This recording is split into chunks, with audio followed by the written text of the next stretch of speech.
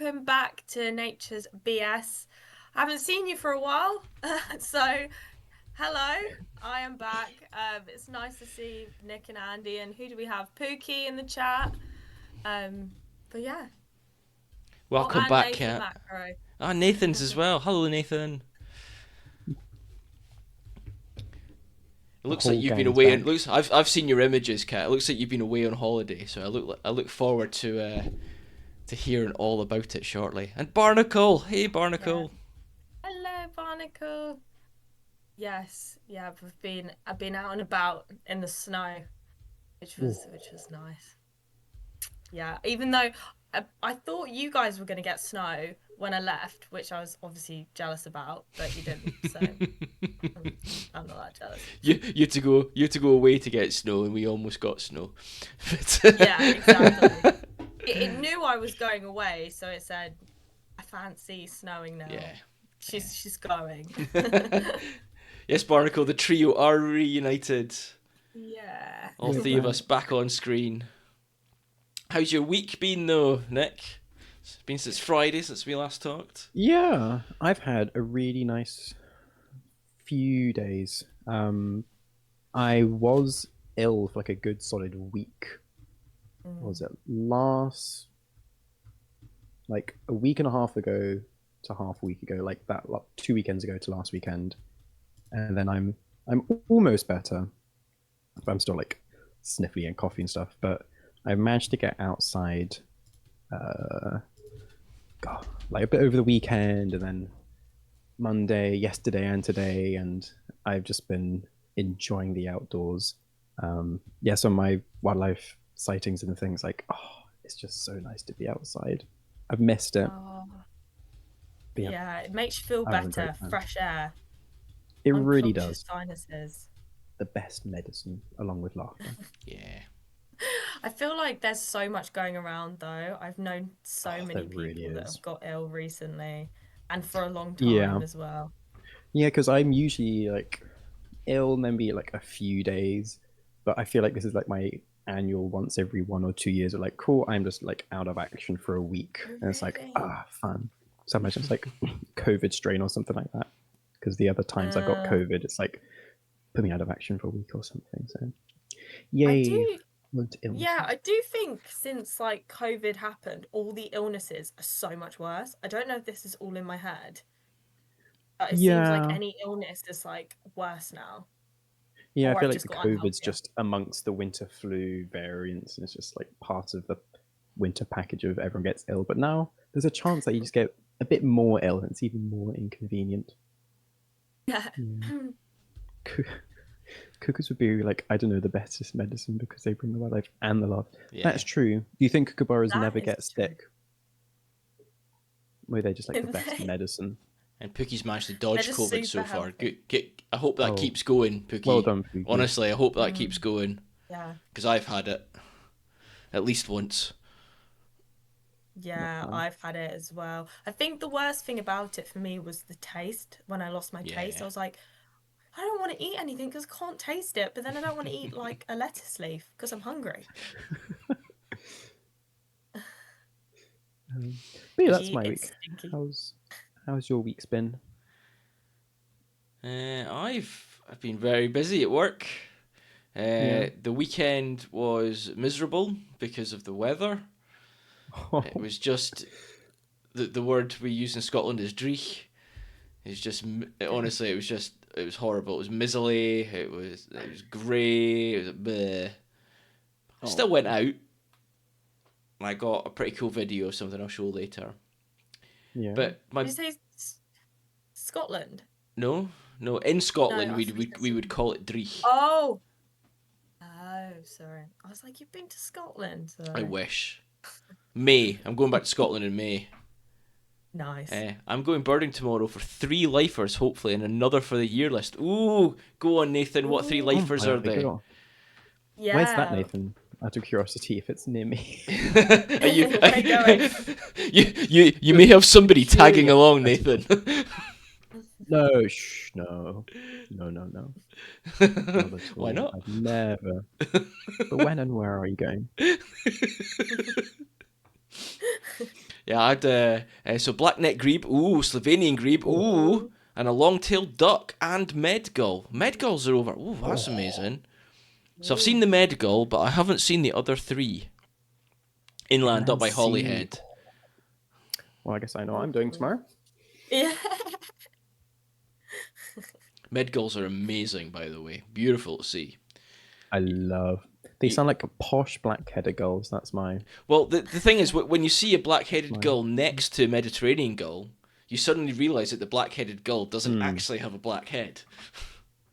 Oh, It's really, really dark brown. Mm-hmm. It's like I did not know that. guillemots next to razorbills. You see a guillemot next to a razorbill, and the razorbill is black, and the guillemot is not black. It looks black when it's on its own, but when you put it next to the razorbill, it's just off.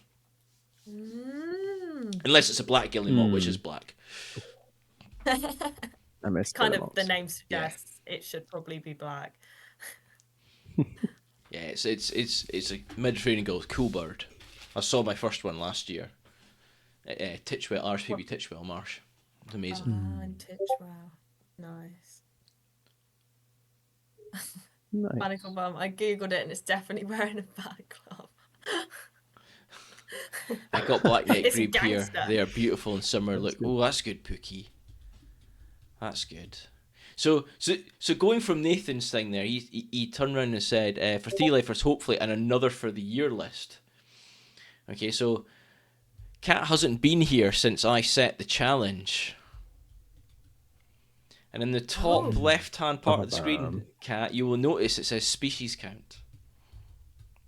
Right? So I have set the challenge for us as a community to see how many different species of bird, mammal, creepy crawly, and sea life / water life that we can spot in a year. Like everybody. Everybody. Wow. And And we're already on 216 different species. How did we work that out? So what happens Broken is 200. Yeah, so what happens is to prove that it's been done, to prove that you've seen it, you have to put a photograph on Wildlife Encounters on the Discord channel. Okay. And then you've got to say what it is. So obviously we've had Nathan putting loads and loads and loads of stuff up from the rock pooling that he's doing. And then you've got Pookie with all his birds that he puts up every single day. And then there's all of our stuff as well, along with Barnacle, who got otters. Otters? Yeah, otters. That counts as two. So good. There was 2 otters in the picture. There you go. So yeah, and everybody else has been putting in some amazing stuff. Like Birder Chris got a cool spider this week. So yeah. Whoa, we're in February. Yeah. And we're up to 216 species. And like this is kind of quiet time wildlife-y wise as well. So that can we have predictions? Can we have like guesses? We could on do. what we're gonna get? To give you an idea, okay, so some stuff's been added today, and I haven't had time to check if it's new for the list. So 115 birds. We've only got 9 mammals. Harder, yeah. Sea life is 83, and creepy crawlies are currently on 9. But that should go up to We can have 10 that. once we get an identification of something that was put on a Wildlife Encounters later. I really haven't got reptiles or amphibians. I imagine they'll go on as well. Yeah. But then, It's like that herps. Hmm. would be another category. I can easily create another category for that. Well, Yeah. for the spring, we'll need it. We I will. did see a frog today. But you didn't get a My picture, first did spawn you? of the year, which is exciting. Did you get a picture? I got a picture of the frog spawn, but the frog crawled away. Oh. Unless it stood in the picture without me realizing, but no. Does frog spawn No, there's a count? frog spawn. No. Because you can't. I mean, can you tell? frog. Can you tell what type of frog or toad it is? Tiny frog. Can you tell what Common type frog. what species it is? Hey birdie. I mean, I guess How it's many common plant frog. species? How many fungi? Yeah. We're not doing plant species and fungi, Birder Chris. Birder Chris. We're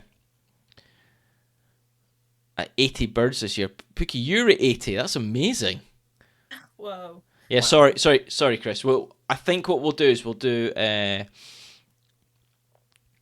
might do like an independent one for that because because we could. myself and Nick and Lakshmi were talking last week actually that for March, April, and May we want to do a spring blossom Mm, focus. I'm at yeah, 63 that's birds what. now. Pookie always ahead. So it'll be really cool to get. What I'll do is I'll do the normal stuff on Discord, and I'll create a channel on Discord for us to put images of spring blossom. So that can be obviously be like hellebores, Mm. snowdrops, bluebells, cherry blossom, hawthorn, blackthorn, so on and so forth. Yeah, Mm. we could even do a month of how many plant species We we could get see, we because could find, it would yeah. probably be That could be quite a fun. lot even in a month. So yeah, to do that in a year might be I work in gardens, so. busy. Yeah, yeah, you might win actually. Native Nandina. plants there. There's a hydrangea. There's 4 different species of hydrangea next to each other. Yeah, that would get complicated. Non-garden plants.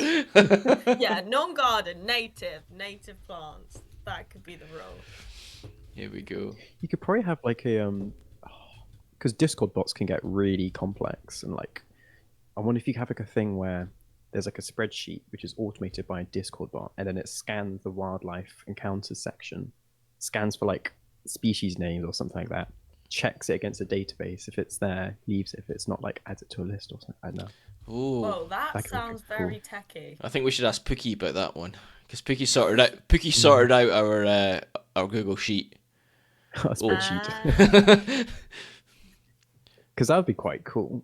And then you could do like plants and things because you don't have to worry about that. And that's true. that'd be like all nature. Yeah, that'd be would very be cool. very cool, but I would have Yes, to no idea wildlife, how just to do it. everything. That There's a would project. require everyone to spell things the same way. Oh, that's true. Hmm. I could do that, except typos, etc. Oh, there you go, Pookie. Oh, that'd be amazing. Yeah. Oh, Wow. That'd be really cool. I am not a good speller. I'm just gonna put that out there. I am not a strong speller, so I might let the side down. Maybe have like something where it can like autocorrect it. So like it puts it through autocorrect, and then in the end, if it comes out, I'm just throwing ideas out. That could some very smart people can come up with an answer very easy for that. I imagine. Type carefully. Oh, look, birdie, same cat. Yeah, it's a problem. Just Cool. type carefully. Right. Shall we move on and do our wildlife encounters? Yeah. Yeah. And I think we should start with cats today because we haven't seen cat in ages. Well, Excited. I haven't been out that much. But I've got a few bits and bobs, and one of them I actually need some birdie people's help with because it's a bad photo, but I'm intrigued to see what you think it is. I'm going to start off spring. Someone mentioned spring. Primrose. I've been seeing them everywhere, Yeah. and you've probably already discussed them on the stream, have We you? haven't actually. No, No, we I haven't haven't talked seen about any primrose. primroses yet. you haven't seen. I have seen absolute buckets of them because again, I work in Yeah. gardens every day and they're everywhere. But Oh. I'm weeding around them constantly. Spring is springing, and that is nice. Hmm. And all primrose are always the first kind of sign of it, aren't they? And I've seen some primrose, but not without the flowers. But this one I saw with the flowers open, which was Oh. which was nice. So this is my only UK one. Um, I've got a lovely picture of the mountains when I've just come back, which I've just come back from, which is like kind of snowy mountains. So I thought that would kind of set the scene. So I've just been skiing Wow. Didn't break anything. That's good. Good Yes. news. Yeah. Did you fall? Did Um. you fall over? Oh yeah. Oh yeah. I on my first day, I fully done like a massive face plant, and you know when you try and be like, "That's fine," and Play you it kind of off. laugh off. Yeah. And people are like, "Are you okay?" I'm like, "Yeah." Massive bruise, big bump on that. So yeah, I'm fine. I'm Yeah. gonna, I'm gonna stay behind my face mask.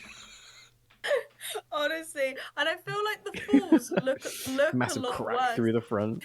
Yeah. Yeah, I feel like the falls look a lot worse than they actually are as well. Like they look like catastrophic falls, but they don't actually hurt that much. Um, but wildlife wise, I didn't see that much. I did see what it was, but it was a big white bird and it flew near me, but don't know what it is. I was trying to Google what it could be because I was thinking, like, do they have like some kind of, I don't know, cool bird? But the only thing I could find was like a white grouse, so it might have been that, but I don't know. But anyway, there's a bird I saw which I've got a photo of the back of because then it ran away from me. Um, and if anyone can ID this, that would be really, really useful because I have tried and I still don't know what it is. Is it a Um, white bird in the snow? no, It's this not a is not a white bird. white It's not a bird. white This bird in is the just Oh, a snow. the different bird. one. Oh yeah. I'm gonna zoom in. It's so Ooh, this was in the French Alps who's this? region wise. Ooh. Zoom enhance. I will enhance again. Computer. Looks more sparrow-like. It does look a bit like a pipit, doesn't it, Birdie? I was thinking the same thing. Yeah. Barnacles asked what What sort kind of of size size. barnacle? Yeah. Bird size. If you were to, Small potato kind of size. yeah, say how big it was in comparison to one of our birds, how big would that be? Would it be blackbird? Would it be robin? Smaller than a blackbird. Oh, Pipette une pipit in français. Francais. I thought It Barnacle is a actually white got it pipette. then. Pipette in Francais. I did I did try and like run it Tweets in through French. A through tweet. some things and something came up out as an alpine ascender. A centaur, But yes. I was trying to see if it could be that That's what and I wasn't. Nathan's just put in. Oh, there we go.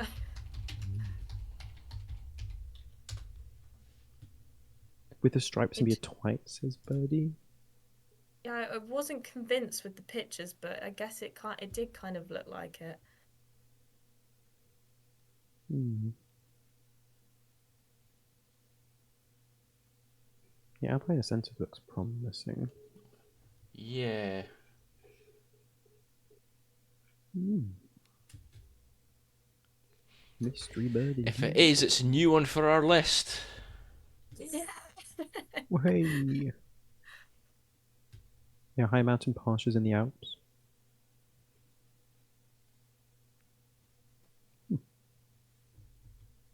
I think it is. Do you think it is? I think it's an alpine centaur. That's a good call, Nathan. Just looking at the images and the way the feathers are, especially the two at the top of the, I say the top. So you've got the V coming down the back where the wings are, and then you've got just above the tail. There's like two flicks of black that are going each direction. And I'm looking at an alpine centaur image at the moment on the internet, and it's showing exactly the same thing. I mean, it fits the bill.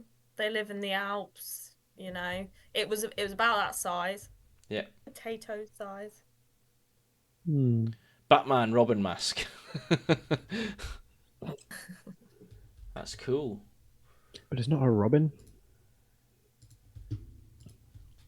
That's very nice. So I'm going to add alpine centaur to our list. Nice. So it says, related to our Dunnock, +1. the alpine ascender is of high mountain pastures in the Alps. A few dozen individuals have been recorded in Britain, with the bulk of these records coming from southern England. Records are all months, but with peaks in April to May and November to January. So they do come over to the UK as well. That's cool. Look at that. So it's like used to the Alps and then it ends up in like Brighton or something. It's like, hang on, something's wrong here. Lack of mountains. Yeah, I don't know why you would leave the Alps to go to. I mean, what else is there? Hastings. There's a hill there. Yeah, there's a big hill actually. They could get confused with the Alps and Hastings. Yes. Where's the snow? But yeah, that's all mine. I haven't been out much, guys, and struggling to kind of find wildlife up in the slopes. Sorry. Did you have fun skiing though? That's the important thing. I had a lot of fun skiing, and a lot of fun at praying.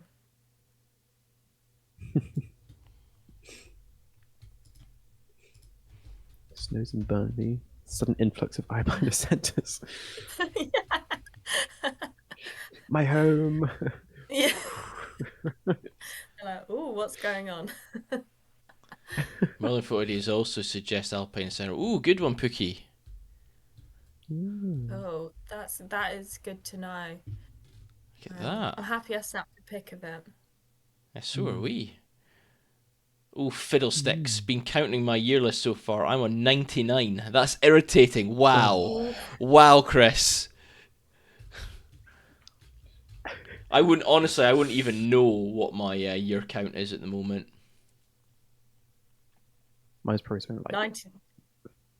50 or something like that. Not that high. And it also comes down to like what have I actually written down as well, because there'll be so much stuff that I will have seen that I wouldn't even bother writing down. And if you were in the Alps, the centre looks good, says Chris. Yeah, there's loads of good birds in the Alps, but yeah, I didn't properly go looking for them, to be honest. But in the summer, that would be a very cool place to go.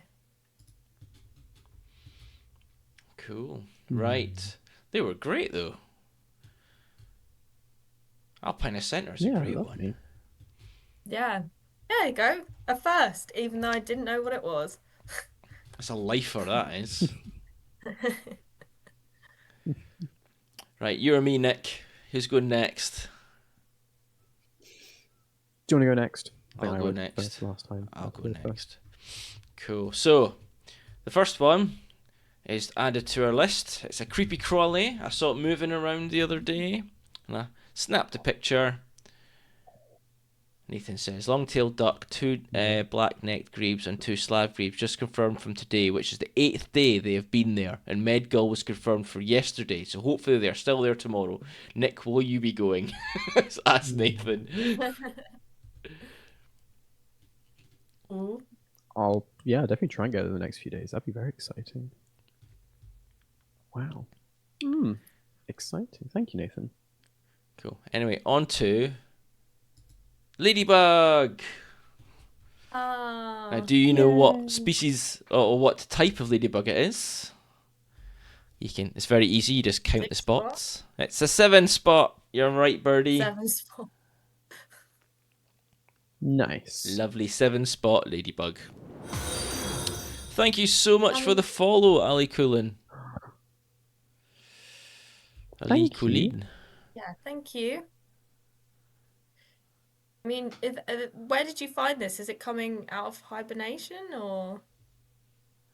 Yeah, straight out of hibernation. I've been seeing loads of them actually in like little groups tucked away inside leaves and all that kind of stuff. I love the Latin names for ladybugs. Ooh, that's cool, Chris. Please do enlighten. I couldn't work out the one on Discord from Pookie. Neither could I, Birdie. I will be showing that one later, and hopefully somebody can can enlighten us, because I counted 18 spots on that one, and my book doesn't say 18 spots. So, but he is in the Netherlands, so you might have a different type. So yeah, so I've added this to the list already. There we go. Nice. And then I'm going to move on to my garden. So there's been some cool stuff going on in my garden recently. Ooh. So you might remember way back when we were on the RSPB stream, I built live on stream some bird boxes, and I put them up in my garden, and they weren't used last year. But this year, I saw this on Sunday. Ooh. Someone's showing interest. There's a little blue tit in the hole. So that was a photograph through my kitchen window, all the way to the bottom of the garden. It's still quite a good photo. You can see what it is. Septum punctata. Septum punctata. That's cool. That's cool, Bird of Chris. So yeah, so I'm really excited to see if this continues, because it was going in and out quite a lot. I didn't see any nesting material going in, but definitely shows that they are looking. The twigs are showing really nicely there. The camera obviously focused on the forsythia in front of it, but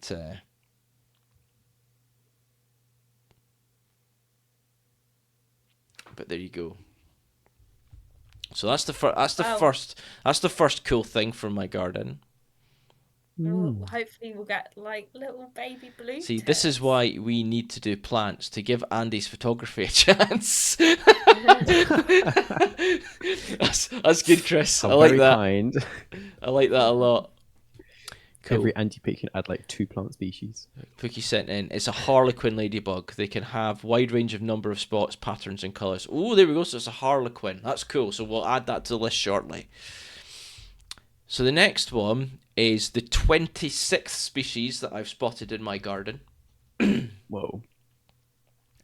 This is the first for the garden that we'd seen. And it is my partner's favourite garden bird or woodland bird, and it's the nuthatch. Oh. Love them. Oh, look at that. Oh. Very nice picture. Yeah, it's cool. Between the 2 sticks, like, Yeah. very kind of it. The only issue is that the tip of the beak is missing because the forsythia is in the way. It's just pecking into it. It's fine. Yeah. Action shot. It's stuck. Yeah. That's why you get a picture. It just stayed there for hours. Yeah. Yeah. Yeah, we used to have nuthatches at the last garden, the last house, and they would come in at least every couple of days. And Lisa used to sit at the back window, up in the back bedroom, looking out, and they'd go on the bird feeders and everything. So we moved, and she hasn't seen a nuthatch in the garden since. And then this one popped up on Sunday. Oh, they're so nice. They do look like little That's burglars, good. don't they? Yeah, with they their do. I call eye them patches. bandits. Little bandits. Yeah, bandits. Yeah. Tree sticker in Dutch. Ooh, that's cool. Tree sticker. Ah, like tree that. sticker. It took a wee while to find where you moved to. Yes, Barnacle, they have finally followed us from a few miles away. That'd be cool It's if they like, I'm had. hungry. Every garden's like, Andy, you there? No. Oh, Yeah. next one. It's like I got really well fed when this couple lived here. What's going on? I need to Yeah. find it. Yeah. One day just stopped. I've never seen one. I don't know if they get my far north. Ooh, that'd be interesting to know, Birdie. I don't have my book with me to find out. Oh, I could. I can quickly look it up. We could certainly find out though. It'd be cool because nuthatches are stunning little birds. Never actually looked at my book. Ooh, you should. Yeah, they're absent from Ireland. Oh, there you go. A lot of things Wow. don't like Ireland too much. That's a shame. I imagine The bird-wise or animals. um, Because they only have, they don't have much amphibians or reptiles there, do they? In Ireland, I swear. I don't think so. No. Hmm. I don't think they're in Scotland either, unless on the That's border. because we cut all our trees down. Oh, birdie. Oh, Don't worry, No. Scotland did exactly the oh. same. All the timber for stuff. There we go. Okay, so my next one, again from my garden. I've had my trail camera out again. Ooh. Because I heard some noises at the bottom of my garden last month, and I thought to myself, I should really get the trail cam turned on again and see what's going on. So it took me a little while to get it Hmm. working again, but I got it working. And on the first night, these guys popped in.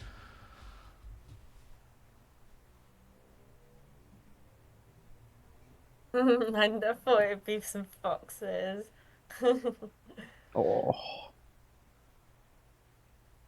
very nice. Oh, look at them.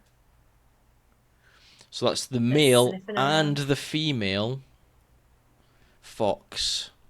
I've heard mating, so I'm really hopeful that later this year we might get some images of cubs. That would I be thought you really were going to cool. say something else then. No, because a couple of years ago they were bringing the cubs into my garden regularly, like every night. Oh wow. Oh, I love fox cubs. It's like they're the cutest little Yeah, things. so I'm really, really hopeful that we'll get them again this year.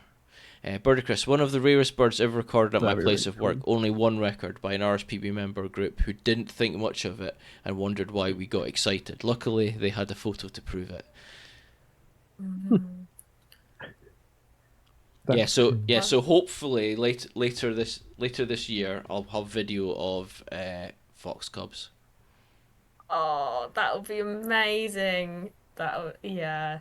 You see if you like, yeah, like try and ID like the parents and like recognize them coming in, like in and out the Yeah. garden. And it's like, oh yeah, that's the parents of the cubs. That'd be really cool. Can you entice them in by anything? A I, little I, cub. I wouldn't really want to. If I start putting food out, the cats will keep coming in. So Mm, I've got a couple of cats who yeah. keep coming in all the time, and well, I think I've got 4 or 5 cats, and I think some of them are feral. So if I Mm, start putting food yeah. out, they will. The cats will get at it too, and Probably then best not. And yeah, then, yeah. and Yeah, I then get what you mean. I'm still trying to get hedgehogs in the garden. I haven't seen any signs of hedgehogs in my garden at all. Now there might be reasons for that outside my garden because there is a stream that runs along the back fence, so they might not be able to cross it, which is why I'm not getting hedgehogs in. So, but there's definitely space for them to get in because if the Mm. foxes can get in, the hedgehogs can get in. So, Hmm. build a bridge, says Birdie. I should build a bridge. A hedgehog Nature bridge. A bridge. little hedgehog bridge would be quite cool. It could be That'd be like a amazing. tiny, tiny tunnel. And you could put like a conveyor belt, and that could even help them, you know, go And quicker. like launch them through the tunnel. Get into my garden. There we go. Hedgehog cannon. Cool. Right, so that's all the excitement from the garden. The camera's out there at the moment, still recording. So I'll see what we Oh, get over the cool. next week or so and show you anything cool that might pop up. I have seen 3 Mm. individual foxes in the garden though on the cam, and Fair amount. There's one that's the tail is at the bottom of the tail's bent down, so you can definitely see that one and go, okay, I can identify that one. And then one of them is really quite large, Mm. like he looks big. And then there's the female who's smaller, Oh, and they were both in that video there. So Birdie says, I had a hedgehog that's last very year. cool. First time I've ever put out my trail cam. I need to get it out this year too. I love the stuff on trail cams. Yeah. Like you see things that are happening in your garden or where you've put it that you would never think to see. Like a couple of years Yeah. ago, I had a couple of videos of a badger coming in my garden, and I was over the moon to know that badgers were coming in and using my garden occasionally. So That's so cool. Yeah. there we go. Well, hopefully put it out again, oh look a birdie, and then we can add hedgehog to our Yeah, species list. and hopefully badger That'd be cool. too. Badger would be cool. Right. Badger cubs, even better. Oh, Oh my Imagine. goodness. don't. I had Playing an with the otter fox belly cubs. slide Oh. down the hill on my old trail cam. That's just cool, Barnacle. That's just cool. It's been years since I've seen an I had, otter. yeah, Oh wow, I that had must have been amazing. trail cam back at my parents' place a few years ago, and we had, yeah, this baby deer like playing in this mud pool, and just kept on just like sitting down and completely, not submerging itself, but like a good few inches just sitting in the water, looking very pleased with itself, and then like standing up, and then getting like the zoomies and just like sprinting off side camera and then coming through the side and going through the other side. It's like, oh, I love deers. Yeah, trail That's cams are so wonderful. They are. They're just great. Right, on to the next one. So this is in a garden I was in a couple of days ago, and there was a bit of a commotion over by one of the fences, and I saw this. Uh-oh. Rowdy neighbour.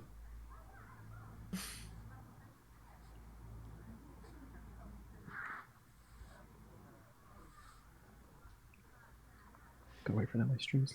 Ooh. So this is two male blackbirds having a territory fight.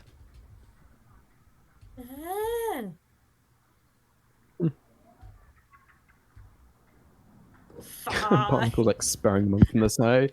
Go on, Right. yeah. Got $10 on you, go on. Yeah. You've got a fight club in your garden. It's not my garden. This one isn't mine. This is one of the clients I go to. And I've been pruning a wisteria, and then this happened. I've been seeing quite a few blackbird like commotions as well. Yeah. Like you hear one calling and then like 3 or 4 dart like across the street or something like that. So there we go. And then finally, while I was out on Saturday in the horrible dreich weather, never seen blackbirds at it. Seen Robbers doing this in mine. A guy who talked to my RSPB members group on Monday said he had a magpie kill another magpie over territory. Wow. Whoa. Oh my goodness. Whoa. Hysteria in the wisteria round one.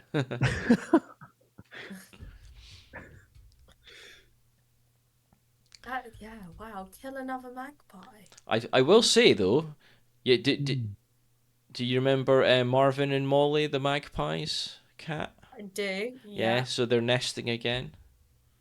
Outside the window in the conifer tree. Well, let's hope Marvin doesn't kill someone. Well, of another bird. Sure, he's not like that. I'm sure he's not like that. I'm sure Marvin's lovely. That's bad day with the neighbour. So, this was probably the highlight of my walk on Saturday in the horrible dreich weather. You'll see that from the colour of this video. But here we go. Oh, no, I don't want that. That's bad. Let's go back again. We'll start again. That one can go away, and then we'll go again. There we go.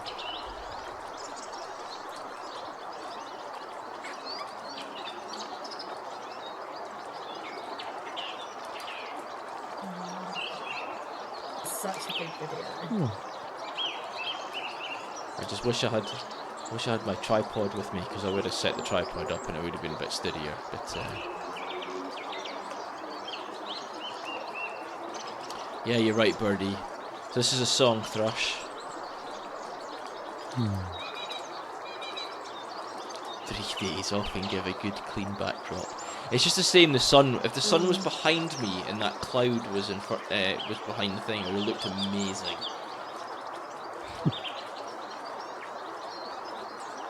But Never worked for me like it too. yeah, but what I found really interesting was I was taking pictures of a jackdaw, and a walking group walked past, and the lady leading the walking group went, "Oh, what have you got? Is it just a crow?" And I was like, "Just a crow. All birds are amazing." And then I ended up getting in a conversation with them. And They said confrontation. no, conversation. And we were just talking about birds we'd seen, and she was telling me about what she's seen in her garden and all that kind of stuff. It was really good chat. And then a gentleman who was with her said, "You know what bird I don't see very often? Song thrush." And I went, "That's interesting. I see them quite a lot." And then not 5 minutes later, I'm watching 4 or 5 song thrush. And was he there? No, he wasn't. He'd walked in a different direction, but he'd come from this way. So he'd obviously walked past them all and not even noticed. Maybe they stopped seeing when they saw him. Like, oh, it's that guy. We wanted to show ourselves to him. Yeah. So yeah. We appreciate Jackdaw. So I wanted to do a little focus on song thrush. So I'll take this off now because we've seen enough of that. There we go. So, where are we? The song thrush lives up to its name and is a consummate singer. It is often heard at first light and as darkness falls at the end of the day, which has actually happened to me today. I was in a client's garden today and I heard a song thrush on the other side of the fence and stuff. And then it was silent for the whole day, still in the same garden all day. And then just as we're about to leave, it starts singing again. Want you to go? Yeah, didn't want me to go. The song thrush is essentially a woodland bird that is adapted to use our parks and gardens for feeding and breeding. It is known for its habit of hitting snails against a rock to break the shell and access the soft-bodied prey within. Piles of broken snail shells are a good indicator of a bird's presence. During the 1970s and 1980s, the population underwent a steep decline, and many British gardens lost their resident song thrush. Most recently, there have been signs of a slight recovery. Song thrushes breed throughout Britain and Ireland. It is also a migrant species, with birds from northern Europe arriving during the late autumn. Some will spend the winter in Britain and Ireland, whilst others will head further south as far as North Africa. Wow, all the way down to North Africa. It's on the UK list Amber. So there we go. Population size about 1.3 million territories. And it was recorded in Anglo-Saxon times for the first time. There you go. Productivity and nesting. Huh. So first clutch is laid around about the 21st of April. It can do 2 to 3 broods, with a maximum of 4 have been recorded. Clutch size of 4 eggs. Incubation period is 2 weeks, done by the female. And the fledging period is about, again, 2 weeks again. So a month to get from laying all the way through to birds fledging, which is pretty cool. But on to our usual little bit. So with a typical lifespan of 3 years, with breeding typically at 1, what is the oldest recorded age from ringing by the BTO? 3 years isn't long. I'm going to say 17 years, 3 months and 12 days. So Piggy's gone 16, Birdie's gone 8. You've gone 17 years, 3 months and 6 days, okay? 12. You've gone 12 years, okay? Yeah. See if there's any other guesses. I feel like some of these birds, sometimes it's like you can get pretty close, and then sometimes it's just you're way off. 9 years, 9 months, 24 days from Barnacle. We'll give it a couple of seconds to see if Chris or Nathan want to throw in their guess into the hat.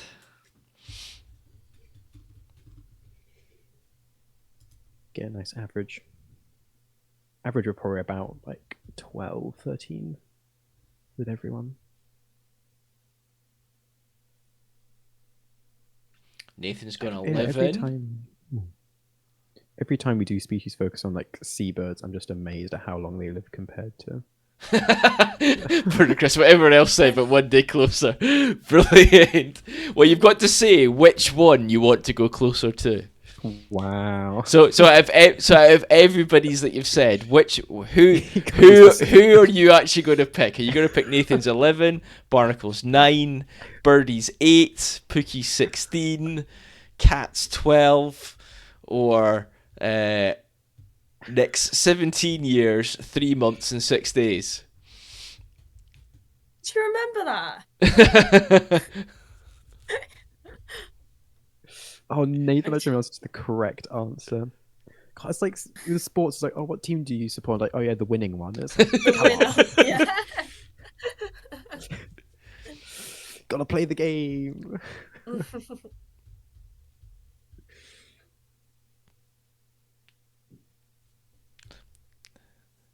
That was my tactic as a kid. That was my tactic as a kid. Cool. So I'm going to say that somebody was 8 days out. And if I take Chris's one day closer, he was 7 days out. Oh, well done, Chris. But Nathan, you were actually, you said 11 years. It's 11 years and 8 days. Whoa. Again, another one that party too hard on its birthday. That's crazy. Whoever's beating England. Good answer, Birdie. Good answer. That's true. That's a very good Nice. answer. There we Well go. done, Nathan. Yes. So let's see if I can pronounce them in different languages. I can't lie. I didn't even know what bird just heard you say my name. Well, there's nothing wrong with You're guessing. in like a classroom. Yeah. In the classroom, like teachers is like calling you like, 17, and it's like correct. You're like, wait, what?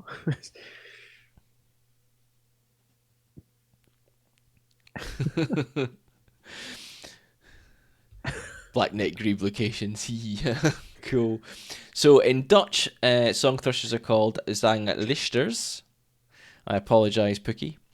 And in Gaelic, it's smurich. Smurich. Barnacle can go, is shaking her head right now, going, oh my god, he does this every week. You've done it pretty well. I think you've got some that'll do and it's all right. So Smurich. you didn't get that. Smurich, there you go. Oh. Smurf. Smurf. Smurich. There we go. Yeah, so that they were my wildlife encounters for the week. Pretty good. Very nice. So I was quite. I've got to admit, for such a bad weather weekend, I thought it was pretty good. You know, I was very happy to see the song thrush. So, or the smurich. Yeah.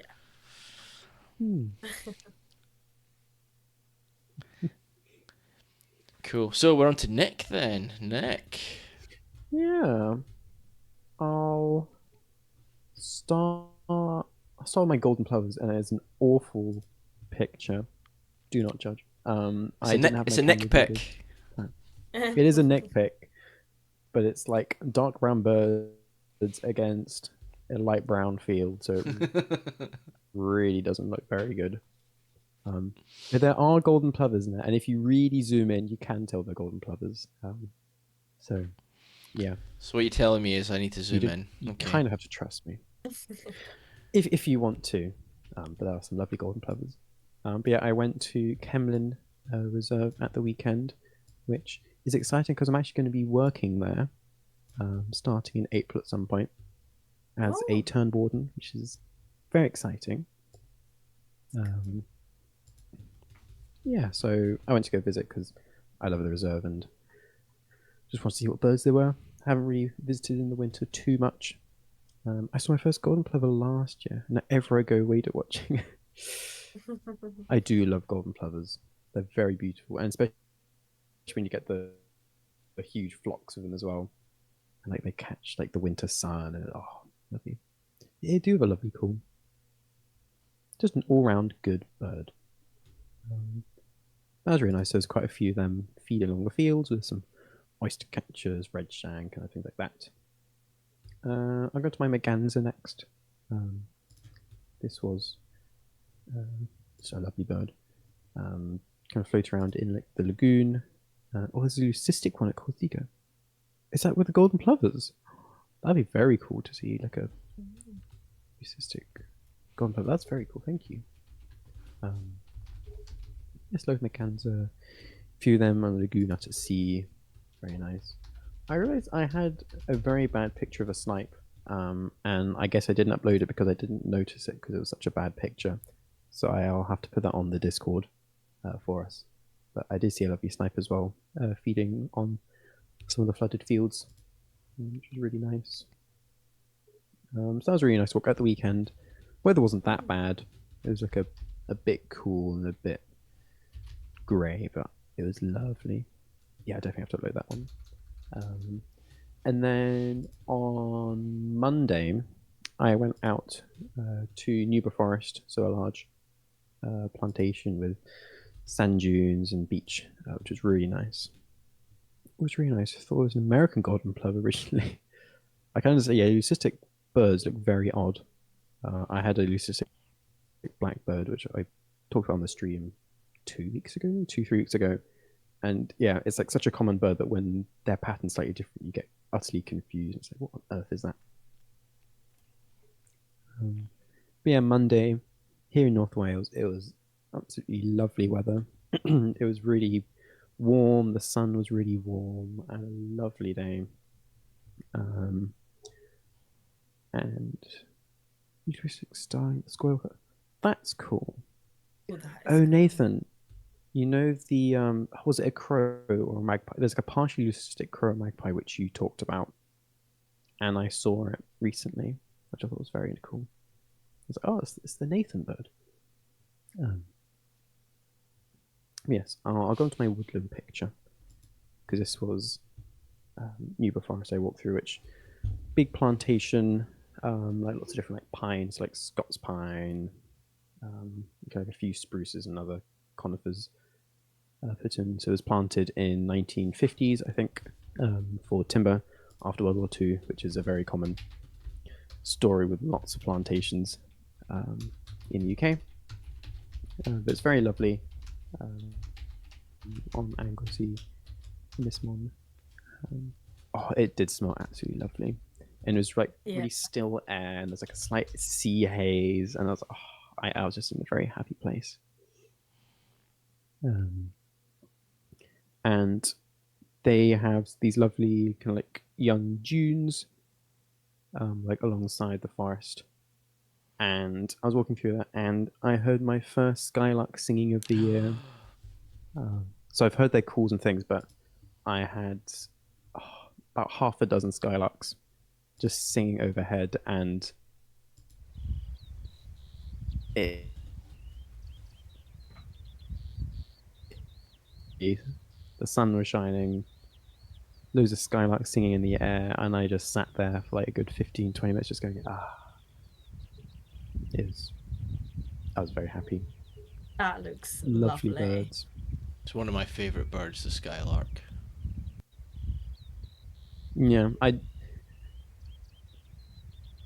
just like that barnacle. Like, beep, beep, beep, beep, beep, beep, beep. I can actually hear that from up in there. When I was Sunday in search of the crossbills, like, oh no. I had a few crossbills. I went on like a 16k walk, like through, like around like half of it, and I kind of wandered through the middle. And a few crossbills, no great sightings, but many just calling as they go from A to B, flying overhead. I did have a few red squirrels as well, which was nice. My first red squirrel sighting was very kind of almost comedically.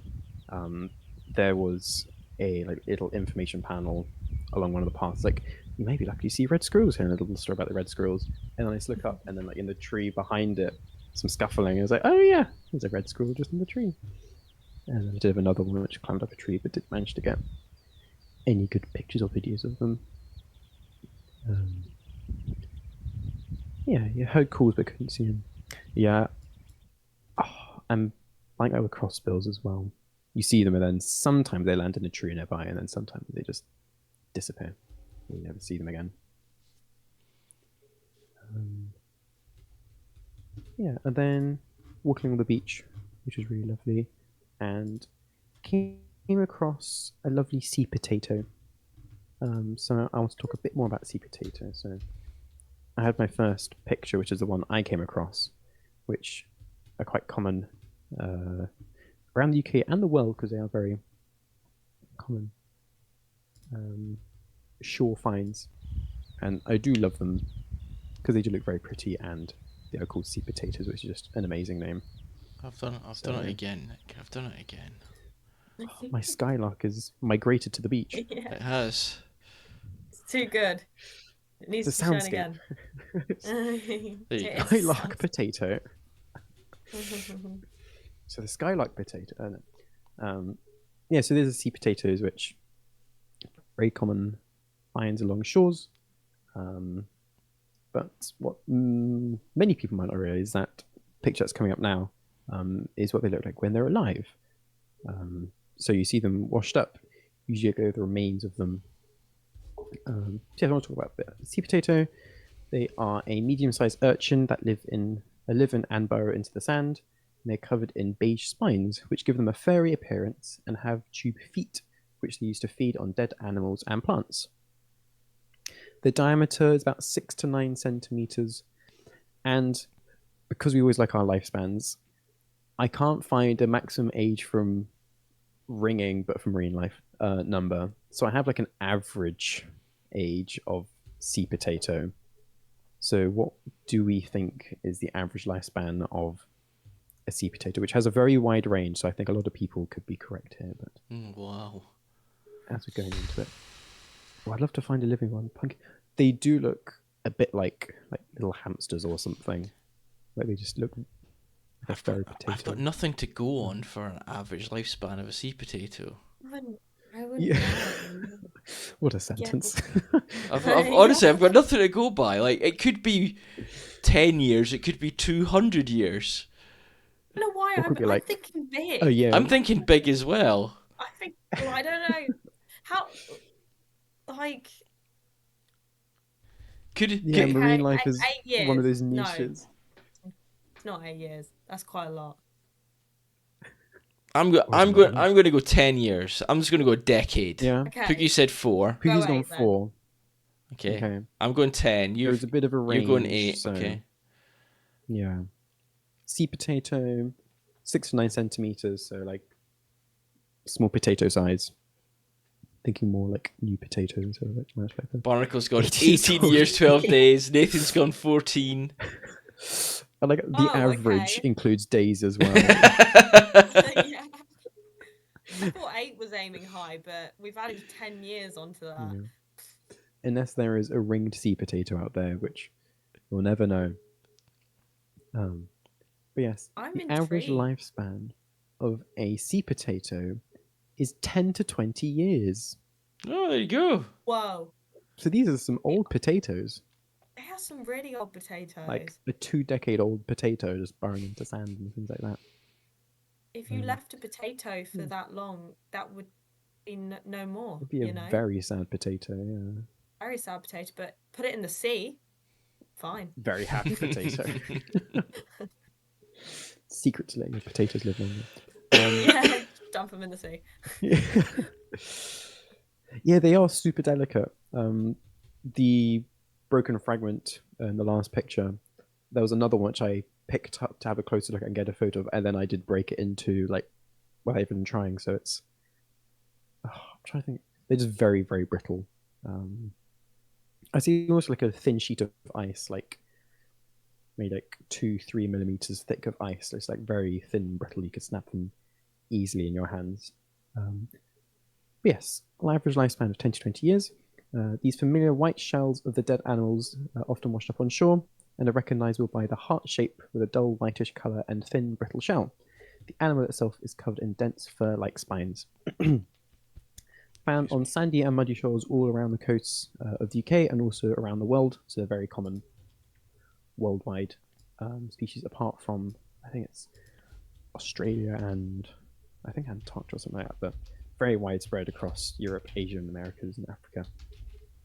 So the test, which is the name of like the shell of sea animal, mainly urchins, it's used with terminology-wise, That's a test of a sea potato is distinctively heart-shaped, giving them their common name of heart urchin, which is slightly nicer name than sea potato.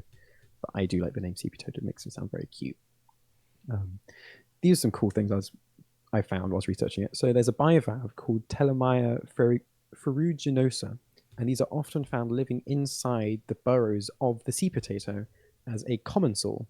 So commensalism is a long-term biological interaction or symbiosis in which members of one species gain benefits whilst those of the other species neither benefit nor are harmed. So that contrasts to mutualism, in which both organisms benefit, amensalism, which is when one is harmed while the other is unaffected, or parasitism, when one is harmed and the other one benefits. So this is a commensalism. I don't actually know the pronunciation. But yeah, one benefits whilst the other one is unaffected. So these bivalves, there have been up to 14 of these bivalves found in one burrow, with the young even attaching themselves to the spines of the sea potato by byssus threads, which are what bivalves use to stick onto things like rocks or solid surfaces, things like that. And then another species that makes use of a sea potato burrow is the amphipod crustacean Urothromurina. So that was very cool. Just living in a sea potato's burrow. It's like, oh, might as well be here, free burrow. And then the test, or the shell of the sea potato, has cultural significance in West Cork in Ireland, where it is traditionally referred to as a Virgin Mary shell. According to traditional belief, the distinct patterns visible on the test are thought to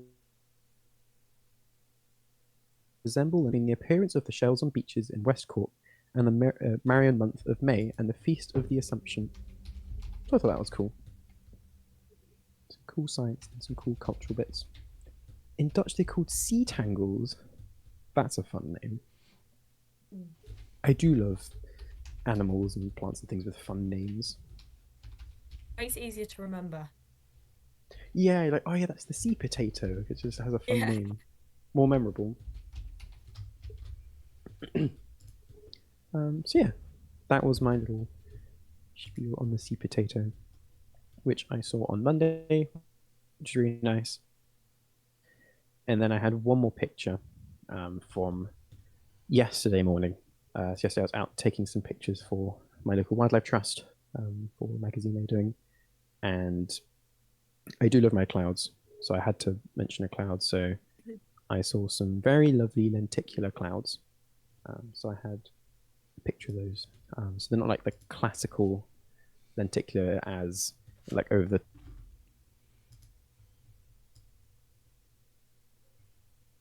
I think we've lost Nick.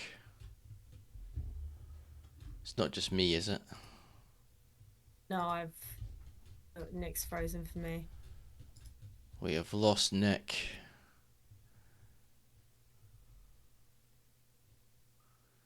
His head's in the clouds. He timed it for that. Nick is in the clouds, yeah. We'll give him a second to come back. Here's hoping his internet hasn't crashed again. We had that happen on Friday, so.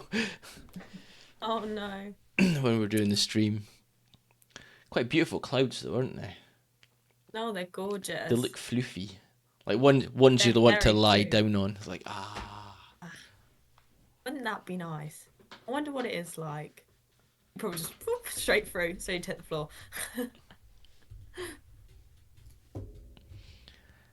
There we go. Oh, and Andy, it's fish. I couldn't reply Is it to fish? not Is it? looking. It's fish. Fish. Fish and frog. Hey, fish. They've probably grown since you last saw him. Yeah. Full-size cat. Full-size cat now. Are they behaving themselves though? Have I told you about the moss? About the what? Sorry, Nick's back. The moss? Sorry, I'm back. The moss. Nick, you're back. Yeah. Well. No. He keeps bringing in moss, like just shed loads of moss. I don't know where he's getting it from. I think it's from like roofs and stuff. Also, people's hats and gloves. Is that fish? Yeah.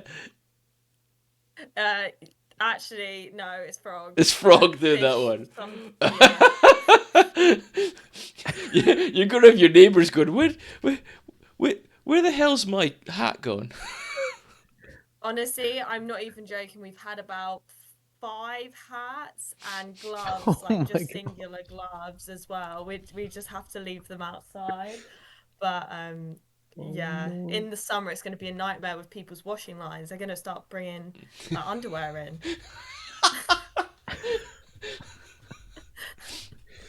Oh, Oh It's brilliant. all no. good fun. I'd say we need a picture, but no, we don't. Of Oh, I honestly, as in a collection of all the stuff that they've brought into the house. I'm gonna have to get a lost property outside my house and just say I'm really sorry. You know, I've Have you been missing they've a singular taken. sock? Yeah, next door have a baby and he's taken their dummy. We've had their dummy in here. Also like baby stuff which I've had to take back round. So yeah, it's all fun. Not something I'd Almost expect a chaps cat to neighbours. do as well. I've got a thief. Maybe I'll train him to be like to do it with jewelry, and then I'll become Ooh. rich. Bird Chris said, Klepto Cat strikes again. Cool. Thanks, though, look a birdie. They're good names for cats. Anyway, back to Nick's clouds. Yeah, Yes, Nick's sorry, my clouds. internet just died for some reason just then. Um, some lovely clouds. Yeah, so these are lenticular clouds. So very common in hilly or mountainous areas where you have your nice kind of stable streams of air, and then they encounter a big thing like a hill or a mountain, and then they'll get pushed up. And if it's nice, stable air systems, not just like the bottom air layer near the obstruction gets pushed up, whole layers get kind of shifted up. And if there's one that contains enough moisture, gets pushed up, cools down, connects into water droplets, and forms these very lovely clouds. Just very lovely, kind of smooth look to them, but very common here in North Wales. But I absolutely love them, and The one that's could higher not take up a or picture. slash closer to you looks like it's a shark or something. On the right hand side, it's got its mouth open. You can see the Oh, I can see fin it. on the side. It's got like a yeah. I can see that. That's Looks like a shark. menacing cloud. Yeah. But yeah, I Was do it love these clouds a lot. Cloud, cloud. Cloud, cloud, cloud, cloud, cloud, cloud, cloud, cloud, cloud, cloud, cloud, cloud, cloud, cloud. Sorry, I had to Clouds do getting very big. that. A baby shark, big shark, or a baby shark, big baby shark. Um, Do do do do do do baby shark do do do do do do. do do do do do do do do do. Go from one to the other. Very But cool. yes, very lovely clouds. And that was yesterday. Looks Baby lovely. cloud. Nice. Right. Now you may notice that I've updated the species count number up to 222 now. 222. 222. All the twos, 222. which is Two, very two, cool. cool. Nice. Shall we go over and have a look at everybody else's? I like all the ducks, Sparkle. The bingo count would be 3 little ducks, 222. That was so good. Thank you. Should be a bingo. What do they call them? Like bingo Yeah, callers. you could work at Mecca Bingo. They'd eat you up. You have to send like an application video, and they give you like a random list of numbers, and you have to say, legs 11. Just go through. Bingo stream. Oh my gosh, we have to do a bingo Yes, stream. wildlife bingo. Oh my gosh. And Wildlife and we bingo. call out the wildlife by doing their calls. You have to do impression. Oh my gosh. What are you Barnacle, you doing just to caught it. us? You're coming up with ideas for our 1 year anniversary stream, Oh, Yeah. I'm just gonna write which is things coming down. soon, folks. It's coming soon. It is. When The is it? When it was our one the year? last Wednesday of March. Whoa, that is very soon. It is. It is. Right. Shall we have a little look at your wildlife encounters, folks? As normal, we're going to disappear off your screens for a second, although you'll still see us for a minute. Here we go. Oh my Ta-da! god. It's me and Andy and some of Cat Shoulder. Oh, Not anymore. Not anymore. I need to we're gone. remember. I need to remember which date it was. So 12th was last week. So I love Bird Chris's of Tawny Owl 2820. So good. Really good. Oh, Nick mentioned calls that I have a bird impression redeem on my channel. Someone made me try ostrich last week. Oh my goodness. That's I is that clipped? Because I'd love to see slash hear your ostrich impression. cool. So we're going to start off with images from Nathan. And we have some lovely bullfinches. Look at this male bullfinch. Oh, Look at that. gorgeous. Oh, Red belly. so red. Feeding his red belly. There's a female. I thought for a second this one, Nathan, was actually sat in midair, just hovering. But then I could see the twig underneath it. Little secret twig. Little grey squirrel. Oh, so he looks kind of cute there. I do hope this grey squirrel wasn't on angle, see? That wouldn't be very cute if it was. No.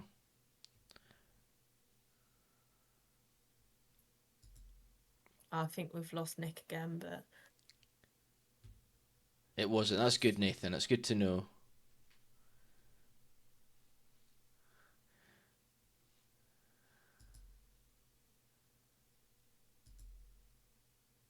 It's a very sleepy squiggle. no. Very cool. They were great. Barnacle says, cycle past a loch on my way to work. 6 snipe shot out next to me. I was very briefly surrounded as they flew in all directions. One narrowly missed my front wheel. Too much chaos for my Oh, tired wow. brain. Oh, poor Barnacle. That sounds quite stressful. There we go. So here's the Harlequin ladybug that I've now added to the list. Yeah. That looks like a song thrush to me. It is.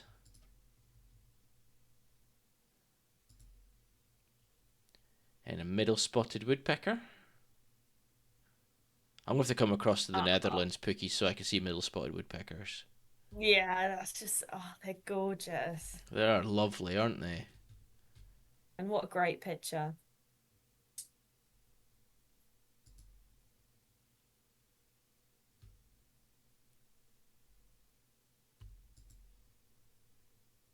Oh, little Dunnock.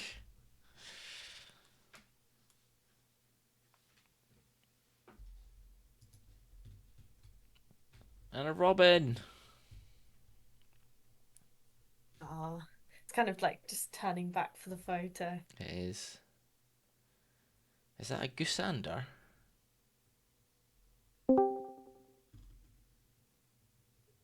Nick's back. I'm back. It is a goosander.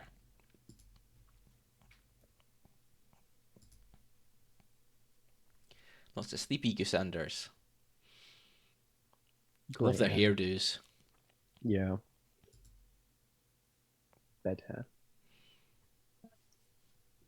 Thank you, Bob. Yeah, great crested grebe. Have you noticed that the great crested grebes are now starting to put on their summer plumage? Ooh, I haven't actually. I need to keep an eye.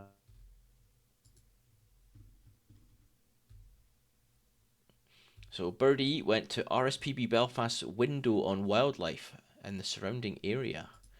And he got a lovely picture of a teal. Mm. Oh, look at that. I like Like a with these, velvet head.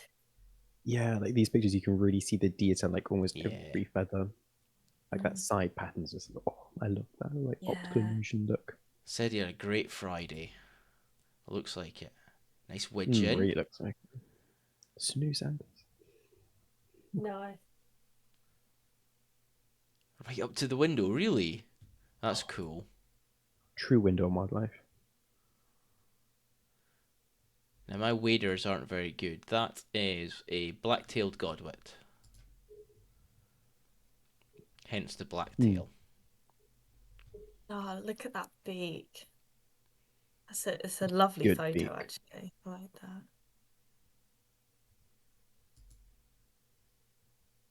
Okay, and this one is a knot. Now, I've never seen knot. Surely not. Uh, Badum-tsh.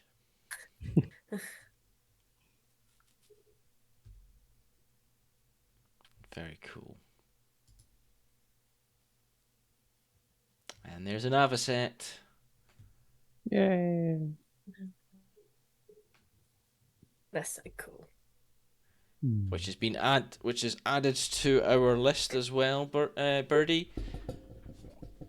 Yeah.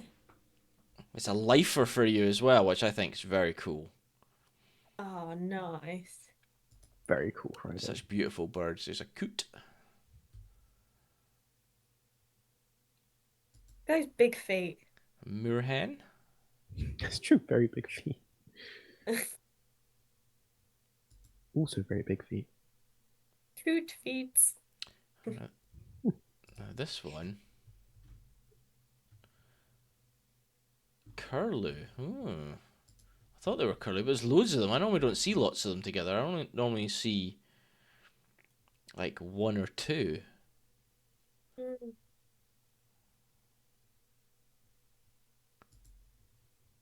And some lapwings.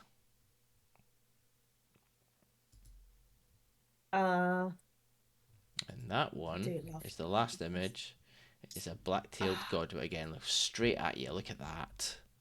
some great Really nice photos of picture. that. Mm.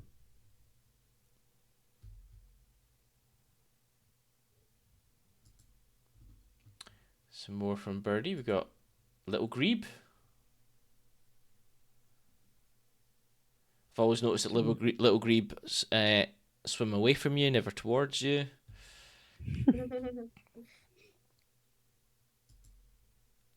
A Brent goose.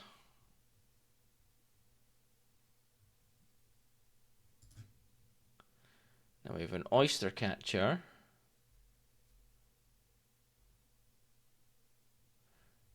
Oh, it's a Dutch national bird, the black-tailed godwit. Oh, I didn't know that, Pookie. Oh, Oh wow. that's a good bird. Hmm. So oyster catcher, black-headed gull, and a red shank. There we go. Some red shank there. Oh, lovely. Ringed plover. I love me a ring plover. So cute. I just love I watching really want to I see just some breeding. love watching plovers move across rocks. Oh Mm. yeah. Stand scuttle scuttle scuttle Yeah, stand. yeah, yeah. Such Oh, cool birds to keep your eye on. Oh, your second favourite wader, Birdie. What's your favourite?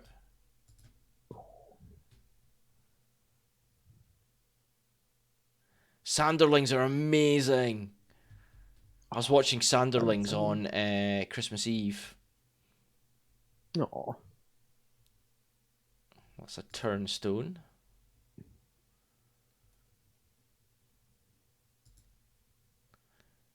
That's a lesser blackback gull.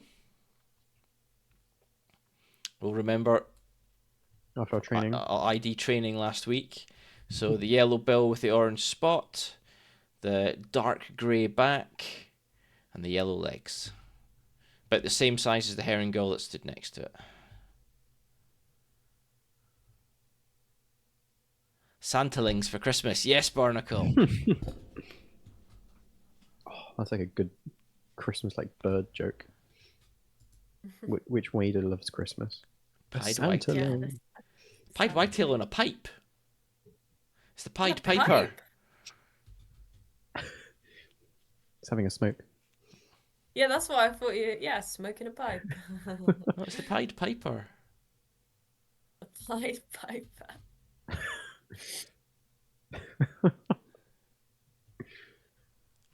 He's going to start playing it, and all the birds are going to dance along in a specific way to the Pied Piper wagtail.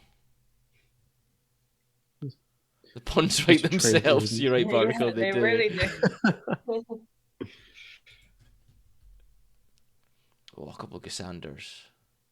Are they Gusanders? They're not Gusanders, are they? No. They're red-breasted Red-breasted mergansers. mergansers. Hmm. Like the way the bill curves. Yeah, down at the tip. Or is it up?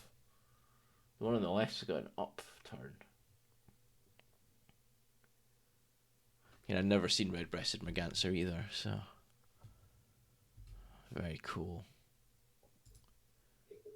And a great crested grebe. See, this one looks like it's in full summer colour. Hmm. Yeah. Ready for the summer. Got a summer bod. In February. It's early. Yeah, it's optimistic. Yeah. And there's your phone scoped avocet picture, birdie. Look at that. Oh, cool. Lovely. Very nice. And a nice couple of gadwall too. Oh, yeah, 20 birds added to your year list in one life. That is a good Friday. Back to Nathan. He's been rock pulling again. Oh, Oh, cool. So this is a king ragworm.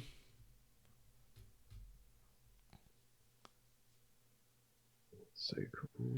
I know, Birder Chris. I know. I need to get over to Frampton again. Say the line, Bird Chris, say the line. I'd love to say I'll come this weekend, but the car's in for an MOT, so Oh no.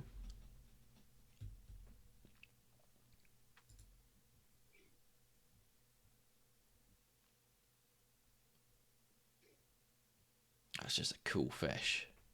What's that? It's a pog. Pog. Pog.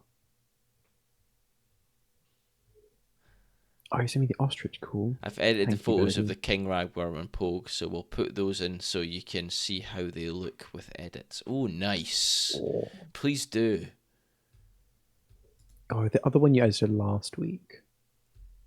Which one was it, Nathan? Like, I think it's like a eel or something like that, but it's so cool, the ones you edited. I mean, before you edited them as well, it's just amazing. Wow, look at the patterns on that. Yeah, That's so amazing. the stuff here is just amazing. So that was a pheasant shell. The next one's a solidity cope pod. That's the one. That one. Thanks, Birdie.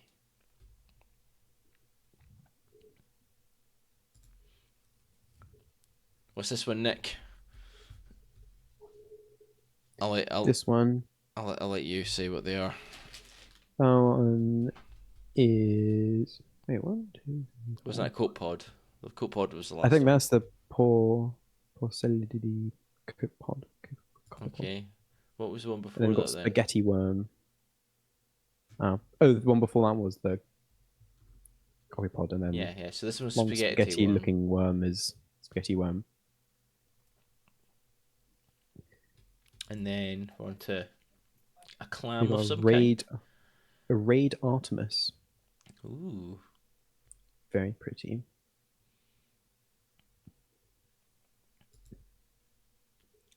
And then a banded Venus. And a spider witch, which I think is one of the coolest names for an animal. And I think it definitely lives up to its name, like the Spider Witcher. Yeah.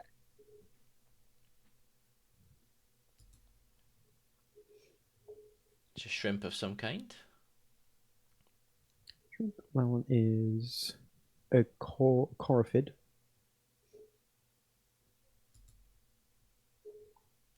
This one's weird. northern horse mussel. Looks quite young, that one too. Looks like it hasn't hardened yet. Yeah, I don't know if really that's how they tiny. always are. It looks dinky. Yeah, you're right, Barnacle. You can see the sand Mm. grains at the bottom left, down here. Yeah. Hairy wee mussel. Dinky thing. And then Five for 5 millimeters. millimeters. Gosh. God. So it's dinky. King size reference for the ragdoll. king ragworm, the first was unfortunately cut in half by a crab. That's that one. And then you've got the normal one. There you go. Wow. So moving on, somewhat rare coal tit.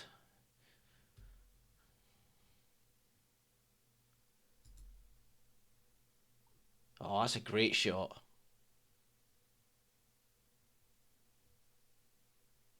Ah, look at that. Egyptian geese with goslings. No. Oh. So sweet. It's very, it's very sweet.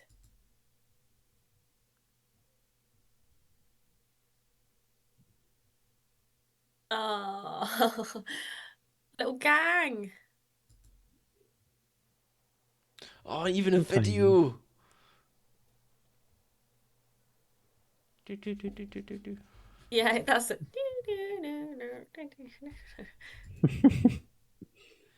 Chipmunk. They're so leggy. That adult is making the expression everyone makes when they see goslings.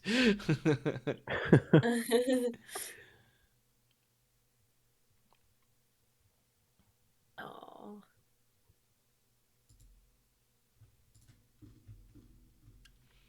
There we go, a little spider. Assisting Birder Oh. Crisp. Yeah, Nathan thought it was a young silver-sided spectre. Oh my gosh. Silver-sided sector spider. There we go. whoa, that is alliteration. Or Zygella X notata. I think just amazing. Like X notata. Couple pintails in there. Some green finch. Look at them all. Green finches and some blings. Whoa. Thank you, Barnacle. Lovely little gold crest. Just a few green finch. That's I a love lovely the shot picture of a gold crest. That's a Yeah, beautiful shot, that one. really nice. As it's that one. They never sit still long enough for me to get focused on them. Always You can even tell flicking. it's looking like it wants to move in these photos, to be honest. Yeah. Always looking where it's going next. Yeah. Oh, buzzard. Ah, gorgeous. Lovely geese. I can't remember which geese these are. Great white fronted geese. And Mm. then soon there'll be some practice gulls for me. List of all the gulls, please. Okay, what do we have here then?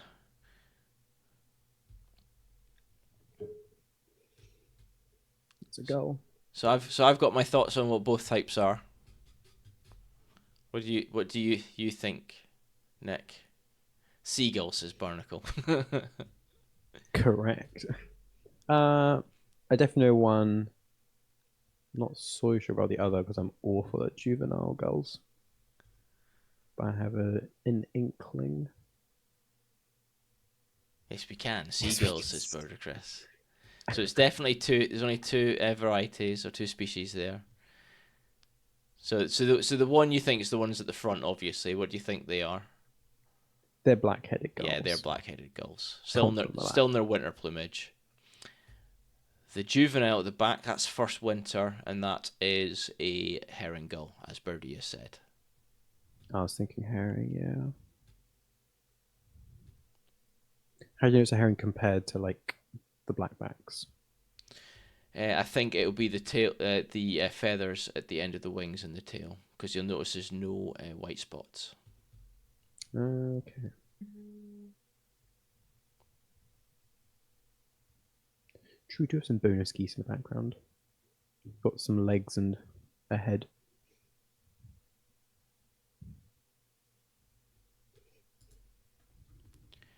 All right, here we go. We got a grey and a red. Ooh, grey day, red squirrel. Look at that little red squirrel. Ah, look at So the cute. tail.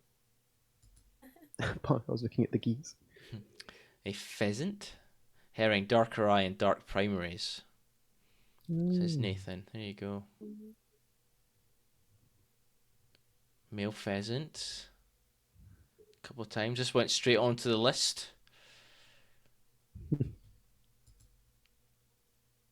Little cool tit.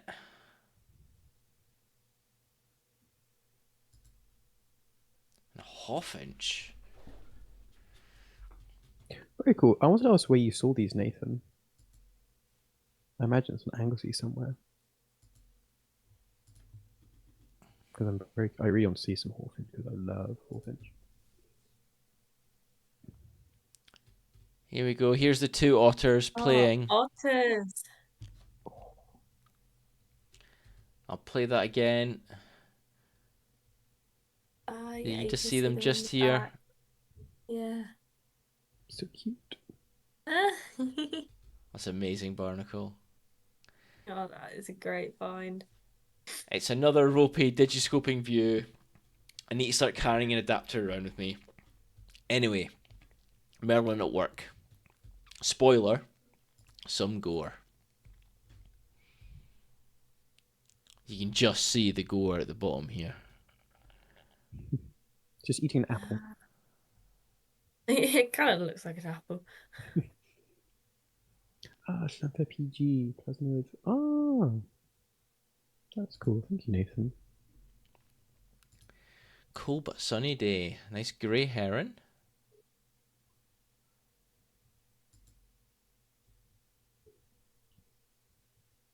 There's woodpeckers there. There's two of them.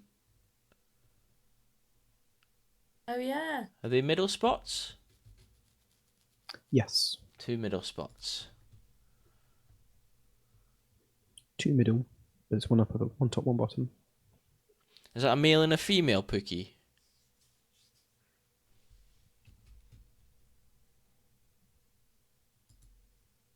Beautiful shot. Oh, I think so. Cool.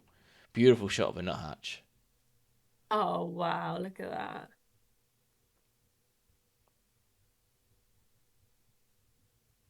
Really nice. It is a cool angle, Barnacle, isn't it? That's great. Goldfinch. Staring down the camera. Please says it's hard to tell for middle spotted. I didn't tell Oh, the okay. females. Oh, it's a glossy iris at Rudlin. Oh, that would have been cool. Great tit. Next time, Nathan. Next time. Goldfinch reminds me of the penguin on Wallace and Gromit. Feathers McGee. Next It did one, actually next look like film. him. And then a ruddy shell duck from Pookie. Look at this. Oh, cool. That's Very ruddy. amazing. That's a beautiful bird.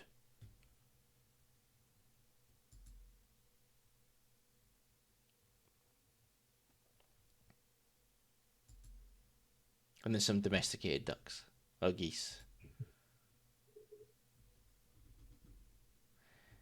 And Birdie's rook that you promised. When they did their homework for the week. I mean, it's parking on the lines as well, not even in a Oh, we've space. still got so much to go through. He doesn't care. Rook doesn't He care. rules the town. In a park, park where I like. Nice house sparrow. Oh, next up. Siskin. to ordinary shell ducks. Is this the ruddy duck? I imagine. I don't know actually. Are ruddy Kestrel. ducks related to shell ducks? This stork image is really cool with the fingers, the primary Yeah, feathers. It's literally, just yeah. amazing. Next assignment is booted eagle. There's still one in Cornwall.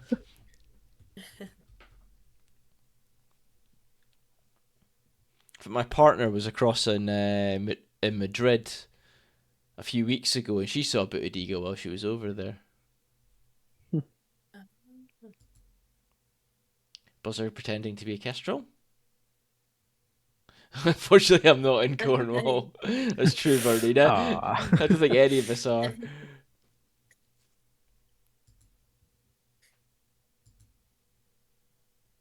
And then a kestrel actually doing a kestrel. Looking similar though. Some field fairs. I saw a field fair on Tuesday. Yeah, yesterday. Oh, I sat on top of a hedge as I I drove had some. by. I had a flock fly over me yesterday morning as well. I was thinking about it. Very lovely birds. Golden shelled slug. There we go. What a slug. Good slug. That's a cool slug. That is a very cool slug. And Pooks, we've got some blue tits, a jay, jackdaw sticking its head out. That's a cool shot. There must be nesting in there. Ah, look Mm. at that beady eye. My house. A couple of Get hawfinch out my house. images, chipmunks in a gold crest. Another lifer, spotted redshank for Nathan. Almost a neck pick. But you can ID it, so not quite. And Bird of Crisp with a cellar spider. And then here's the edited ragworm. It's just the Oh, colours. look Look at at the the colour. colours. Yeah. It's like iridescent as well. Gorgeous. Pure alien looking thing. Yeah. If that was So larger, it'd be scary. there's no scale. It's in space. And the pogue as Oh well. wow. Wow. Amazing, guys. Keep it going. Keep it going. What nice photos. So that puts us on a total count of 222. Was it another Oh, like we've got one. 25 from last week? We were on, was it 190 something, wasn't it? So yeah. Something like that. Hmm. Wow. Cool. Can we count any of Nathan's pics for this? Because I'm 100% sure he's on a different planet. He's like, Nathan, none of us have seen these things. Are you sure? Yeah. Uh-oh, Nathan's been exposed. Cool. So I believe, Kat, you've got one more thing to talk about before we skip on to the news. Oh, I've got a species focus. Yeah. Um, and I thought because I was in the Alps, I didn't see one, but I kept hearing about marmots. Oh, cute. So I thought I'd talk about them a bit because they're kind of interesting. And Hmm. apparently you can actually see them when you're skiing. If you go in like late March, April, that's when they start to come out. So that would be a cool time to go to see loads of marmots. But Cheers, Birdie. We'll see so you next week, mate. Thanks, Birdie. bye, buddy. Um, mm, so marmots thrive in alpine and subalpine regions, predominantly inhabiting the mountain terrains of the European Alps. Their distribution spans countries such as Switzerland, France, Italy, Austria, and Germany, where they find refuge in rocky slopes, meadows, and alpine grasslands. Marmots are renowned for their social structure and communication methods, living in colonies known as marmot towns. They establish hierarchical relationships and engage in cooperative behaviours to ensure group survival. Their iconic whistle serves a warning signal against predators and territorial disputes within the colony, and it basically sounds like a really high-pitched scream, which is quite funny if you YouTube it. Marmots exhibit remarkable adaptability, hibernating through the winter months to conserve energy and emerging during the warmer seasons to forage and breathe. Despite their small stature, marmots play a vital role in shaping the alpine ecosystem. Their burrowing activities accelerate the soil, facilitating plant growth and nutrient cycling. Additionally, their grazing habits influence vegetation composition, thereby impacting the overall biodiversity of alpine meadows.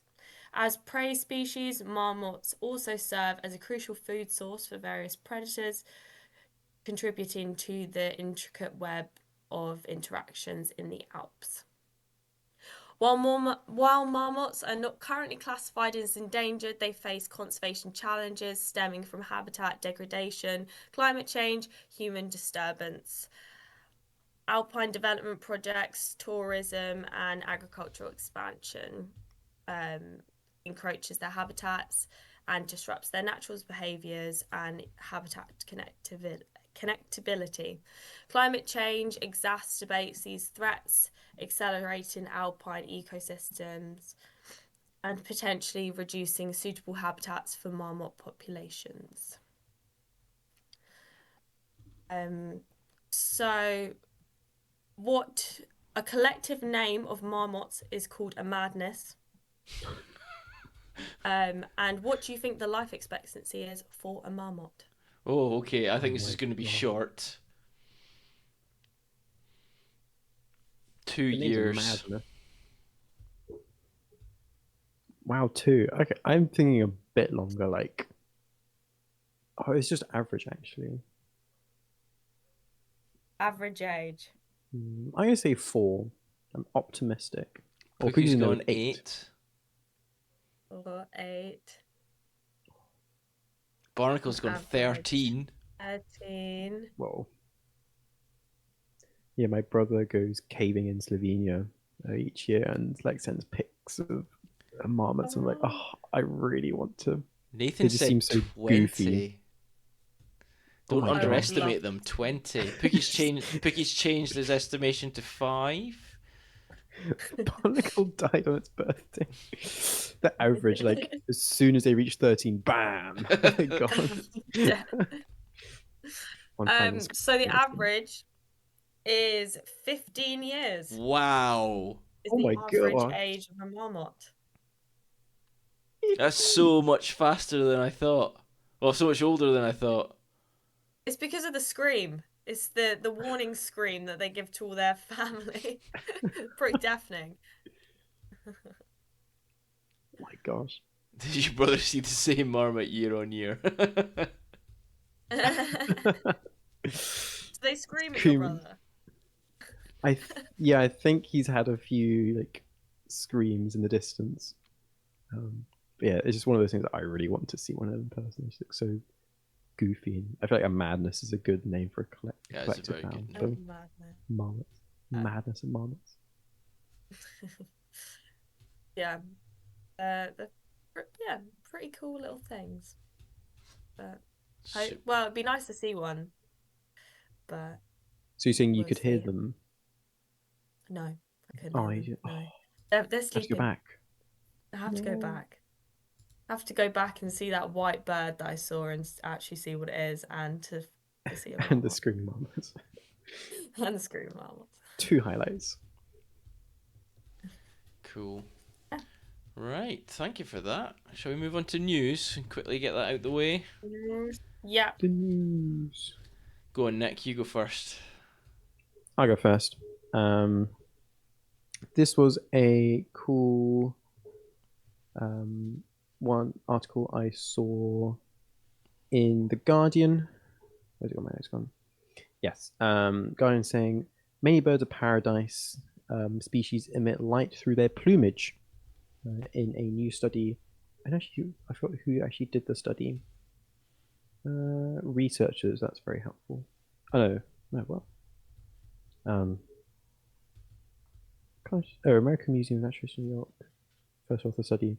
I think it must have been a collective maybe of different universities in America, but doing research on birds of paradise and finding out quite a few of them. So 37 of the 45 species they studied showed biofluorescence.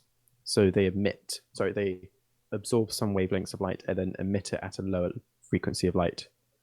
So the main ones emitted were light or teal blue wavelengths to green and green yellow.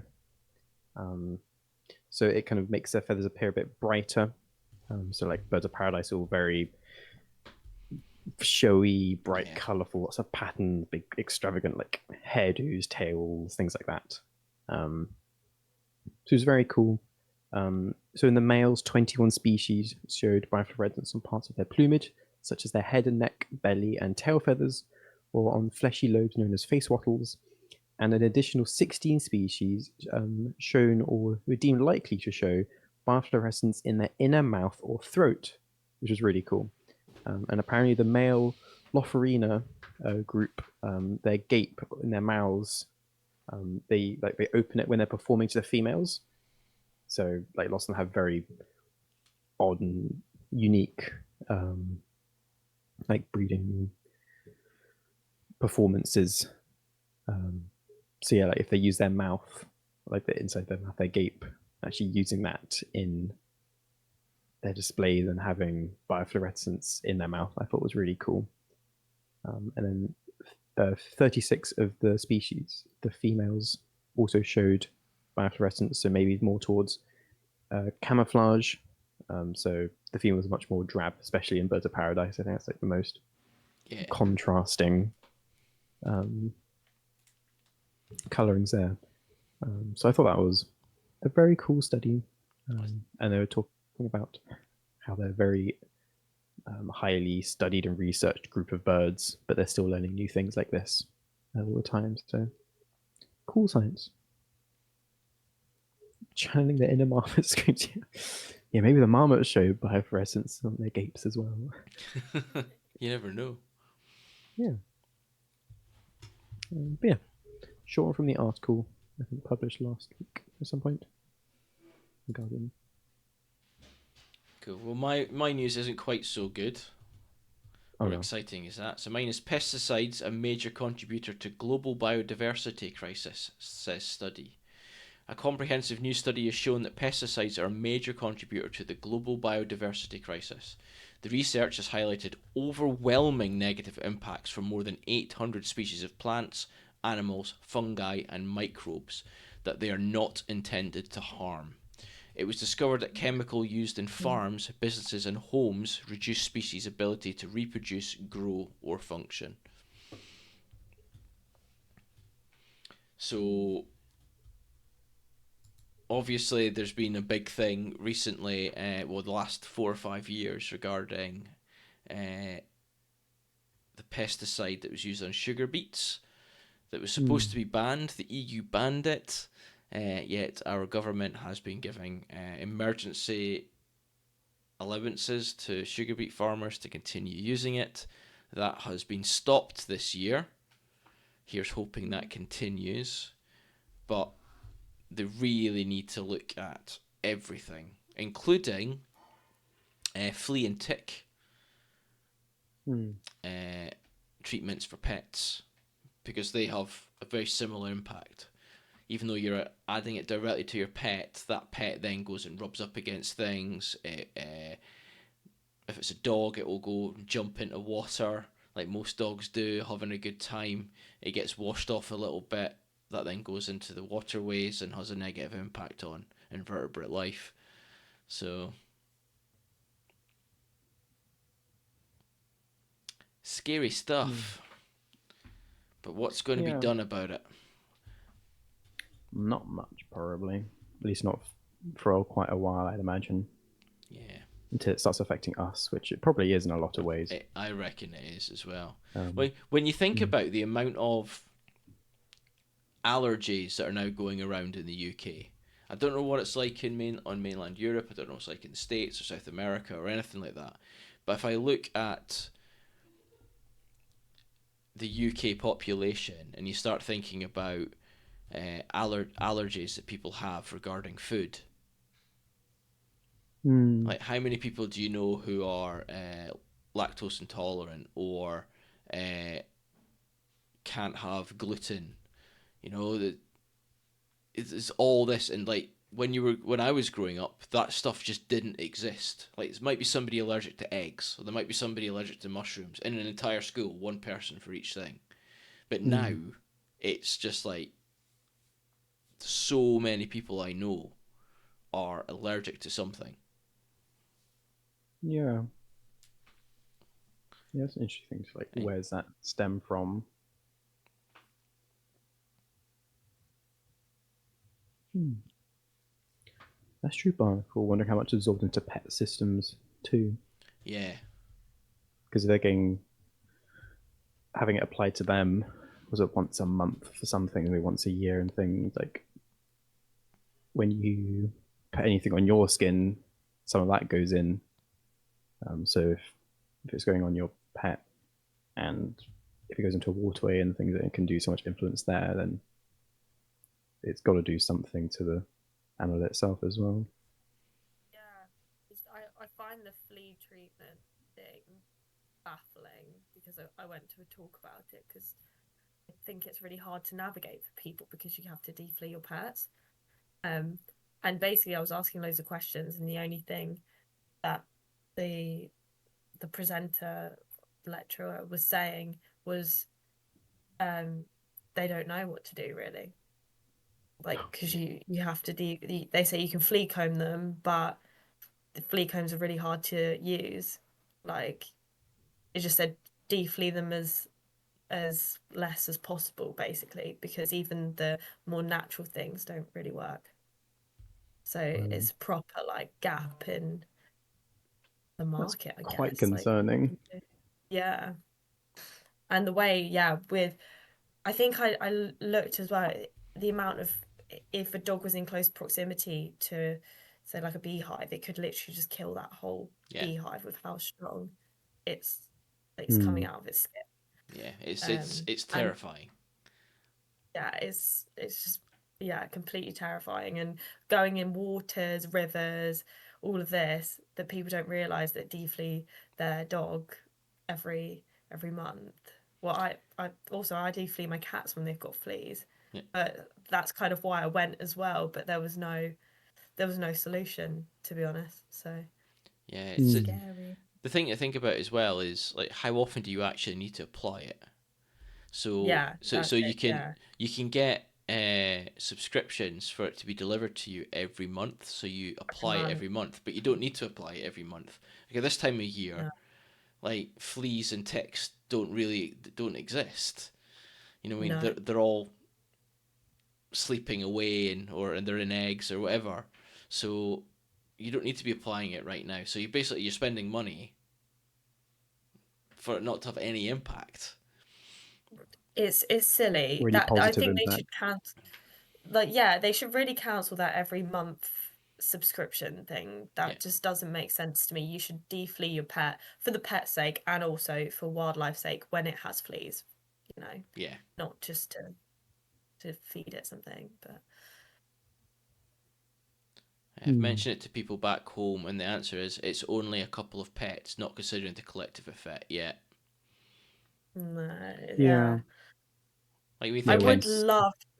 love to see because I think it's such a new thing that people thought of, and I don't think there's been enough research on it yet. I'd actually love someone to do a big PhD on the real effects that it's caused because it's probably so much more than we even think or can comprehend.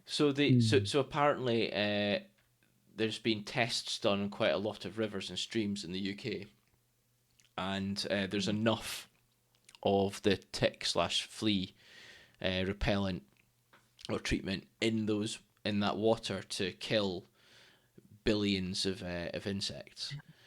You know, No, so if we wonder why our rivers and streams aren't clean and healthy, There's one reason. Obviously, sewage and Got, runoff they've from got no farmland and chance. stuff like that. Like they have absolutely no chance whatsoever. You're No right. Mm. chance. Like whatsoever. It's you like fighting a forever losing battle with that. Like it's just such a puzzle that feeds and so many things feed into it and you can't change everything. All Yeah, yeah. because it's easier to treat something, to put a treatment on, like to try and prevent it, than it is actually to treat the issue. Like how often would your, like where we live, I'm not thinking about where Barnacle lives because she's just mentioned that ticks are a real issue where she is, and I can completely get that. But like where we live, how many ticks do you think you're gonna come across? Really? Mm. Yeah. I mean, for the standard home, I reckon It's fleas and stuff it's like it's flea it tick. doesn't happen very often, and when it does happen, No, if you've got a dog and you take your dog for a you walk know. in the woods, for Yeah. example, okay, and it's running through the like the undergrowth. Well, number one, we've already had this chat, haven't we, Nick, about dogs being kept on leads. I had a rant for 3 weeks straight regarding dogs being kept on Yeah. leads. So number one, keep your dog on a lead. Okay, so it's got less chance to go running off into undergrowth and for ticks to jump on it.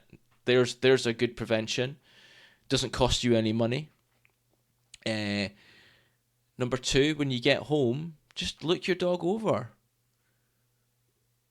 Like pet it, wash it, whatever you've got to do, depending on how muddy or dirty it is. Pet it and literally run your hand over the whole thing. You'll feel the tick. Grab it and throw it away. You know what I mean? It's like that's what people had to do back in olden Yeah. times Mm. when these treatments didn't exist. So But then I guess as well, like it's not just our animals having these defleeing and like stuff. It's also like farm farmland animals and animals. stuff, yeah. So, and then times how many pets by how many farm animals. Mm. Keep your ticks on a lead. That'll stop them Can jumping. Good one, we put Barnacle. up signs? Can we put up signs saying, please keep your ticks off the lead? They don't bite. They don't bite. Yeah, yeah, they're friendly. I could just see He's little. just saying hello. I could just see little bits of string coming down the thing. Yeah. You know, Boy. and the end of it, at the end of it, hopping along. Tiny muzzle. That'd be so cool. Oh, sorry, he bites. That's Little tiny crab like. "Arr." wonder what Counting. tick would sound like if we could hear it. Who Gimme. knows? All I No. know is they're Wait for horrible. an impression of a tick. Yeah, they are horrible little things. I had one on my elbow last year when I was up in Scotland. No idea where it came from. I felt it bite me as well. Oh, did Really? I you? did, yeah. I felt it bite me, and I was like, "Oh, you bugger! What was that?" And then I pulled up my jacket, and there it was on my elbow. Oh my God. I've had two ticks on me, but noticed before they bit me when I was in Ireland, actually. When I was Oh wow. doing the bird surveys on Bud Bay last year, uh, there was one day. So I was out on my own for one of them in the morning, and I finished the survey walking around, and I looked down at my trousers because I'd been walking through all the heather, and Mm. I was literally from my knees down were covered. Thankfully, they hadn't got onto me; they were only on my trousers. But Mm. It's not nice though, is it?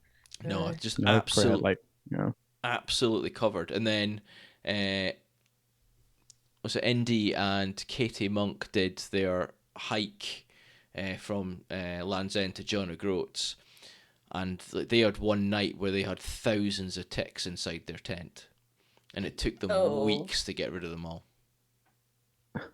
So I would not like that. can you imagine like getting into your sleeping bag at night knowing that it's full of ticks? zip it up all the way. Yeah.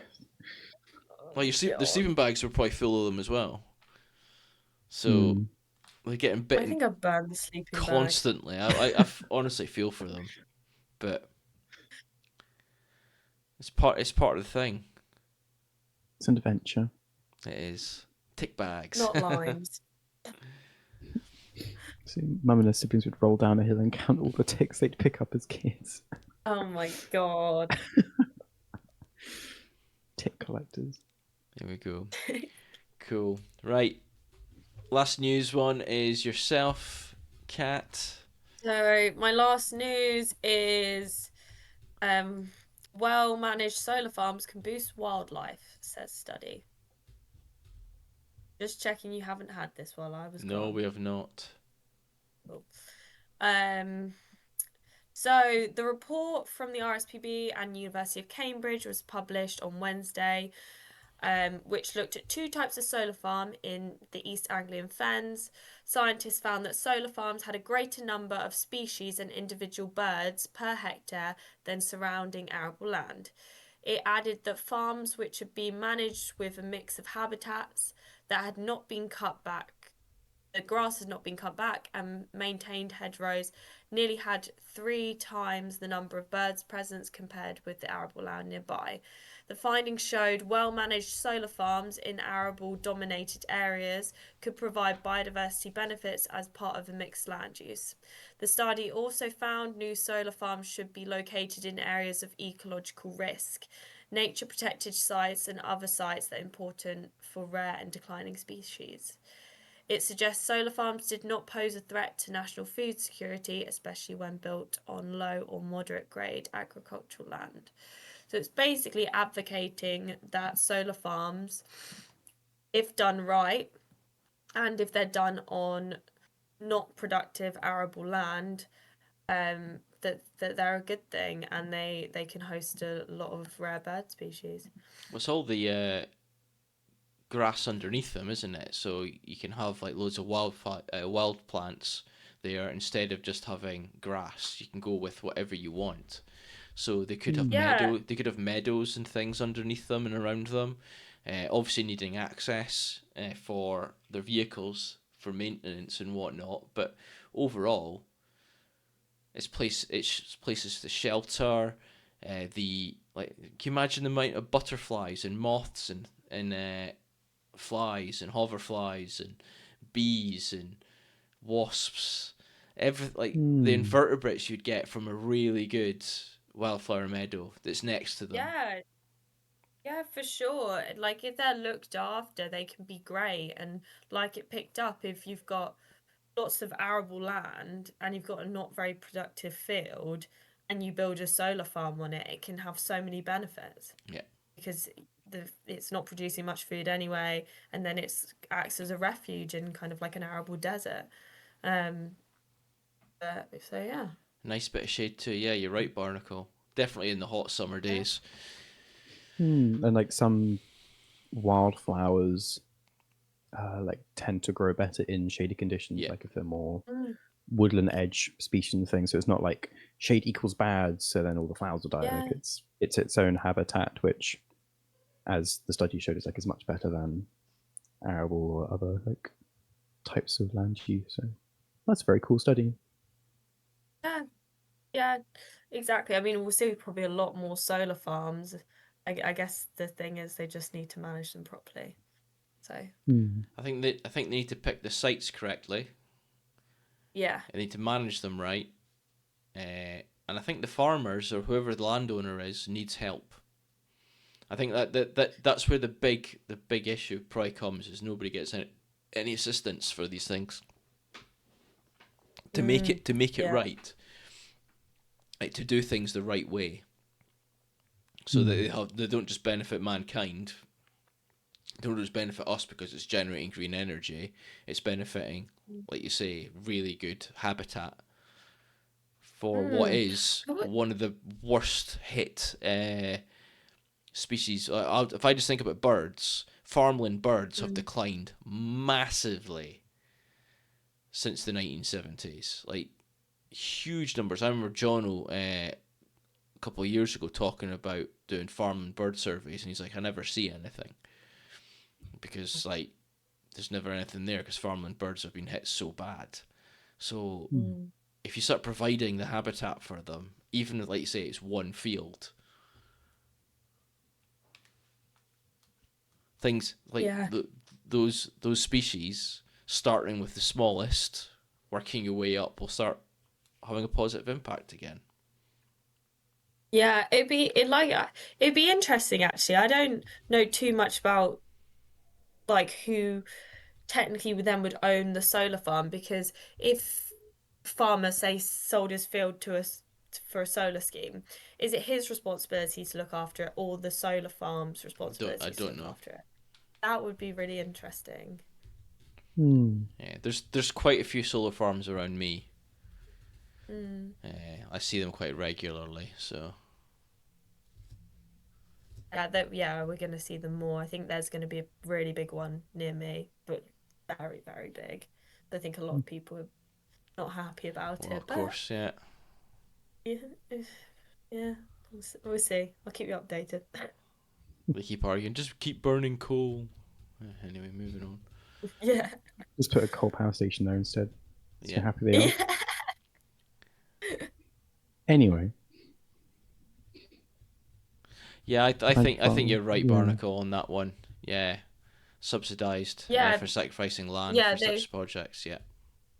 Yeah, they get a lot of money for putting solar on their land, but I was just wondering whose responsibility, say you're planting a wildflower meadow, whose responsibility would it be, the farmers or the solar farm?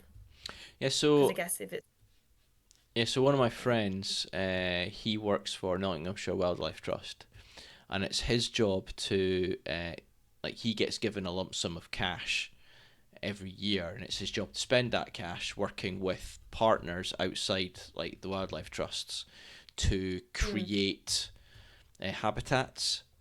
And I wonder, mhm. I might have a chat with him about it actually and see if that's something that he works on with farmers and things like that. Because he might not have thought about that as well, to be fair.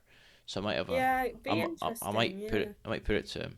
I might also have a chat with him because they're just finishing off was it an acid grassland? Oh yeah. Ooh. So he's currently working on that. So I might see if I can have a conversation with him about that and maybe get him on either on the stream or even just do a video with him walking around that acid Hmm. grassland when it's finished. So that's not far from me That'd be either. It's cool. up at Mansfield. So It'd be Hmm. interesting. Some yeah. different species. Hmm. Sounds Acid like a grass and sketchy sounds music like fest. It does, doesn't it? it does.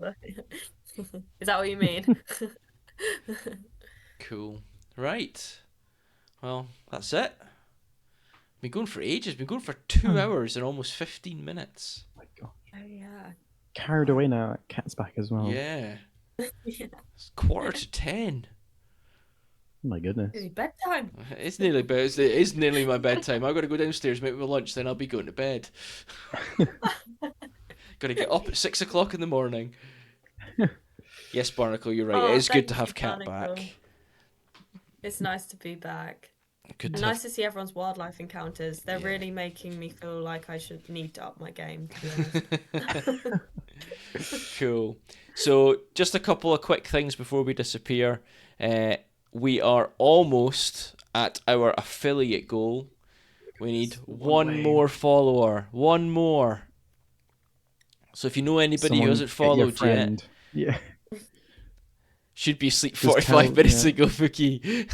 Oh no. Yeah, we're one more We'll finish away. up quick. We have so that's the first one. We have coming up very very soon our 1 year anniversary. So we need to go away and plan what we're going to do for that. But what would be amazing, folks, is if you could tell us what emotes you would like, because once we hit affiliate, we get to have some emotes. So we'd love to get that done. We've already, myself and Nick have already discussed what the member badge will be. So if you subscribe to us, you will get like a cool member badge on your beside your name, and then I've already got an idea of that, and it's not going to be a muzzle tick barnacle, no. Oh, please let it be a You muzzle. become a muzzle tick for just. Although a muzzle tick emote would be quite good for like an angry emote. I think That would be funny. that'd be a really good emote for anger. So A muzzle tick. can we troll the emotes with invasive species? Oh, that's a good idea as well. No. Yeah. Ooh, that is a good one. Only native emotes allowed. Also, Nick, if any birds I put in the Discord interest you, just drop me a message, and I can give you location pins, Oh, as Nathan. thank you, Nathan. Thank So you. yeah, so things to think about, folks. Please keep it coming. Please keep your wildlife encounters coming in. We've been absolutely loving them, as always. We're up to 222 species. Let's see if we can hit 250 next week. That'd be immense. I know you're not here, Birdie, but good luck with that black red start. You use well, Nathan. Also, Actually, with all yours. so also with the affiliate things, we're going to have channel points, which is very exciting. So if you have any ideas for what our channel points could be, because the RSPB we had eggs, so Yeah. something along that idea, and then also what the redeems can be. So we know one will be animal impressions and things like Yes. that. Yeah. Of course. That's got to come back again. Yeah. So any things we could use to redeem points, so fun things, Barnacle. anything you can think of. Yeah, Barnacle's Put it in the happy about Discord. animal impressions coming back. There we go. I'm very happy. I'm looking forward to it. There's been a distinct lack of sounds. There is a distinct lack of sounds. You're right. Cool. So that's that. Right. Let's go and do a raid. I see that California Burbs is running, so we'll go over there. California. Secret Service covert wildlife missions between myself and Nathan. I need to carry out these missions. I've always been like, oh, that would be fun. Quail time. It is quail time. Thank you, Nathan, for joining. And thank you, everyone else. Sparkle, Pookie, Berta, Chris, Berta, everyone who's joined. And our new follower. Who was our new follower again? It was Ali Colleen. Thank you. And again, if you have any friends, please invite them to follow. Proper Andy and Nick picks emote. That's true. Yeah, I think Andy pick needs to be, what was it, a red blur behind a stick. A red blur behind a Yes, stick needs to be we the need Andy that. pick, and then we need just a blur as well for a Nick pick. I feel like Yeah. it has to be a pixelated blur because it's really zoomed in as well. Yeah. And There then I think we could have some I think we could get some great ones, to be fair. You really could. Cool. Anyway, folks, we're going to pop over at California Burbs. There's loads and loads and loads of birds on their feeders at the moment. Make sure you say hi to everyone when you get there. Thank you so much for watching. Nick, you and I are back on Planet Crafter on Friday. We are.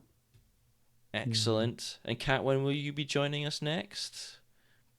So not next week, the week after. Excellent. So myself and Nick will be back next Wednesday as well for another nature chat, and hopefully we'll have some really cool wildlife encounters to show you.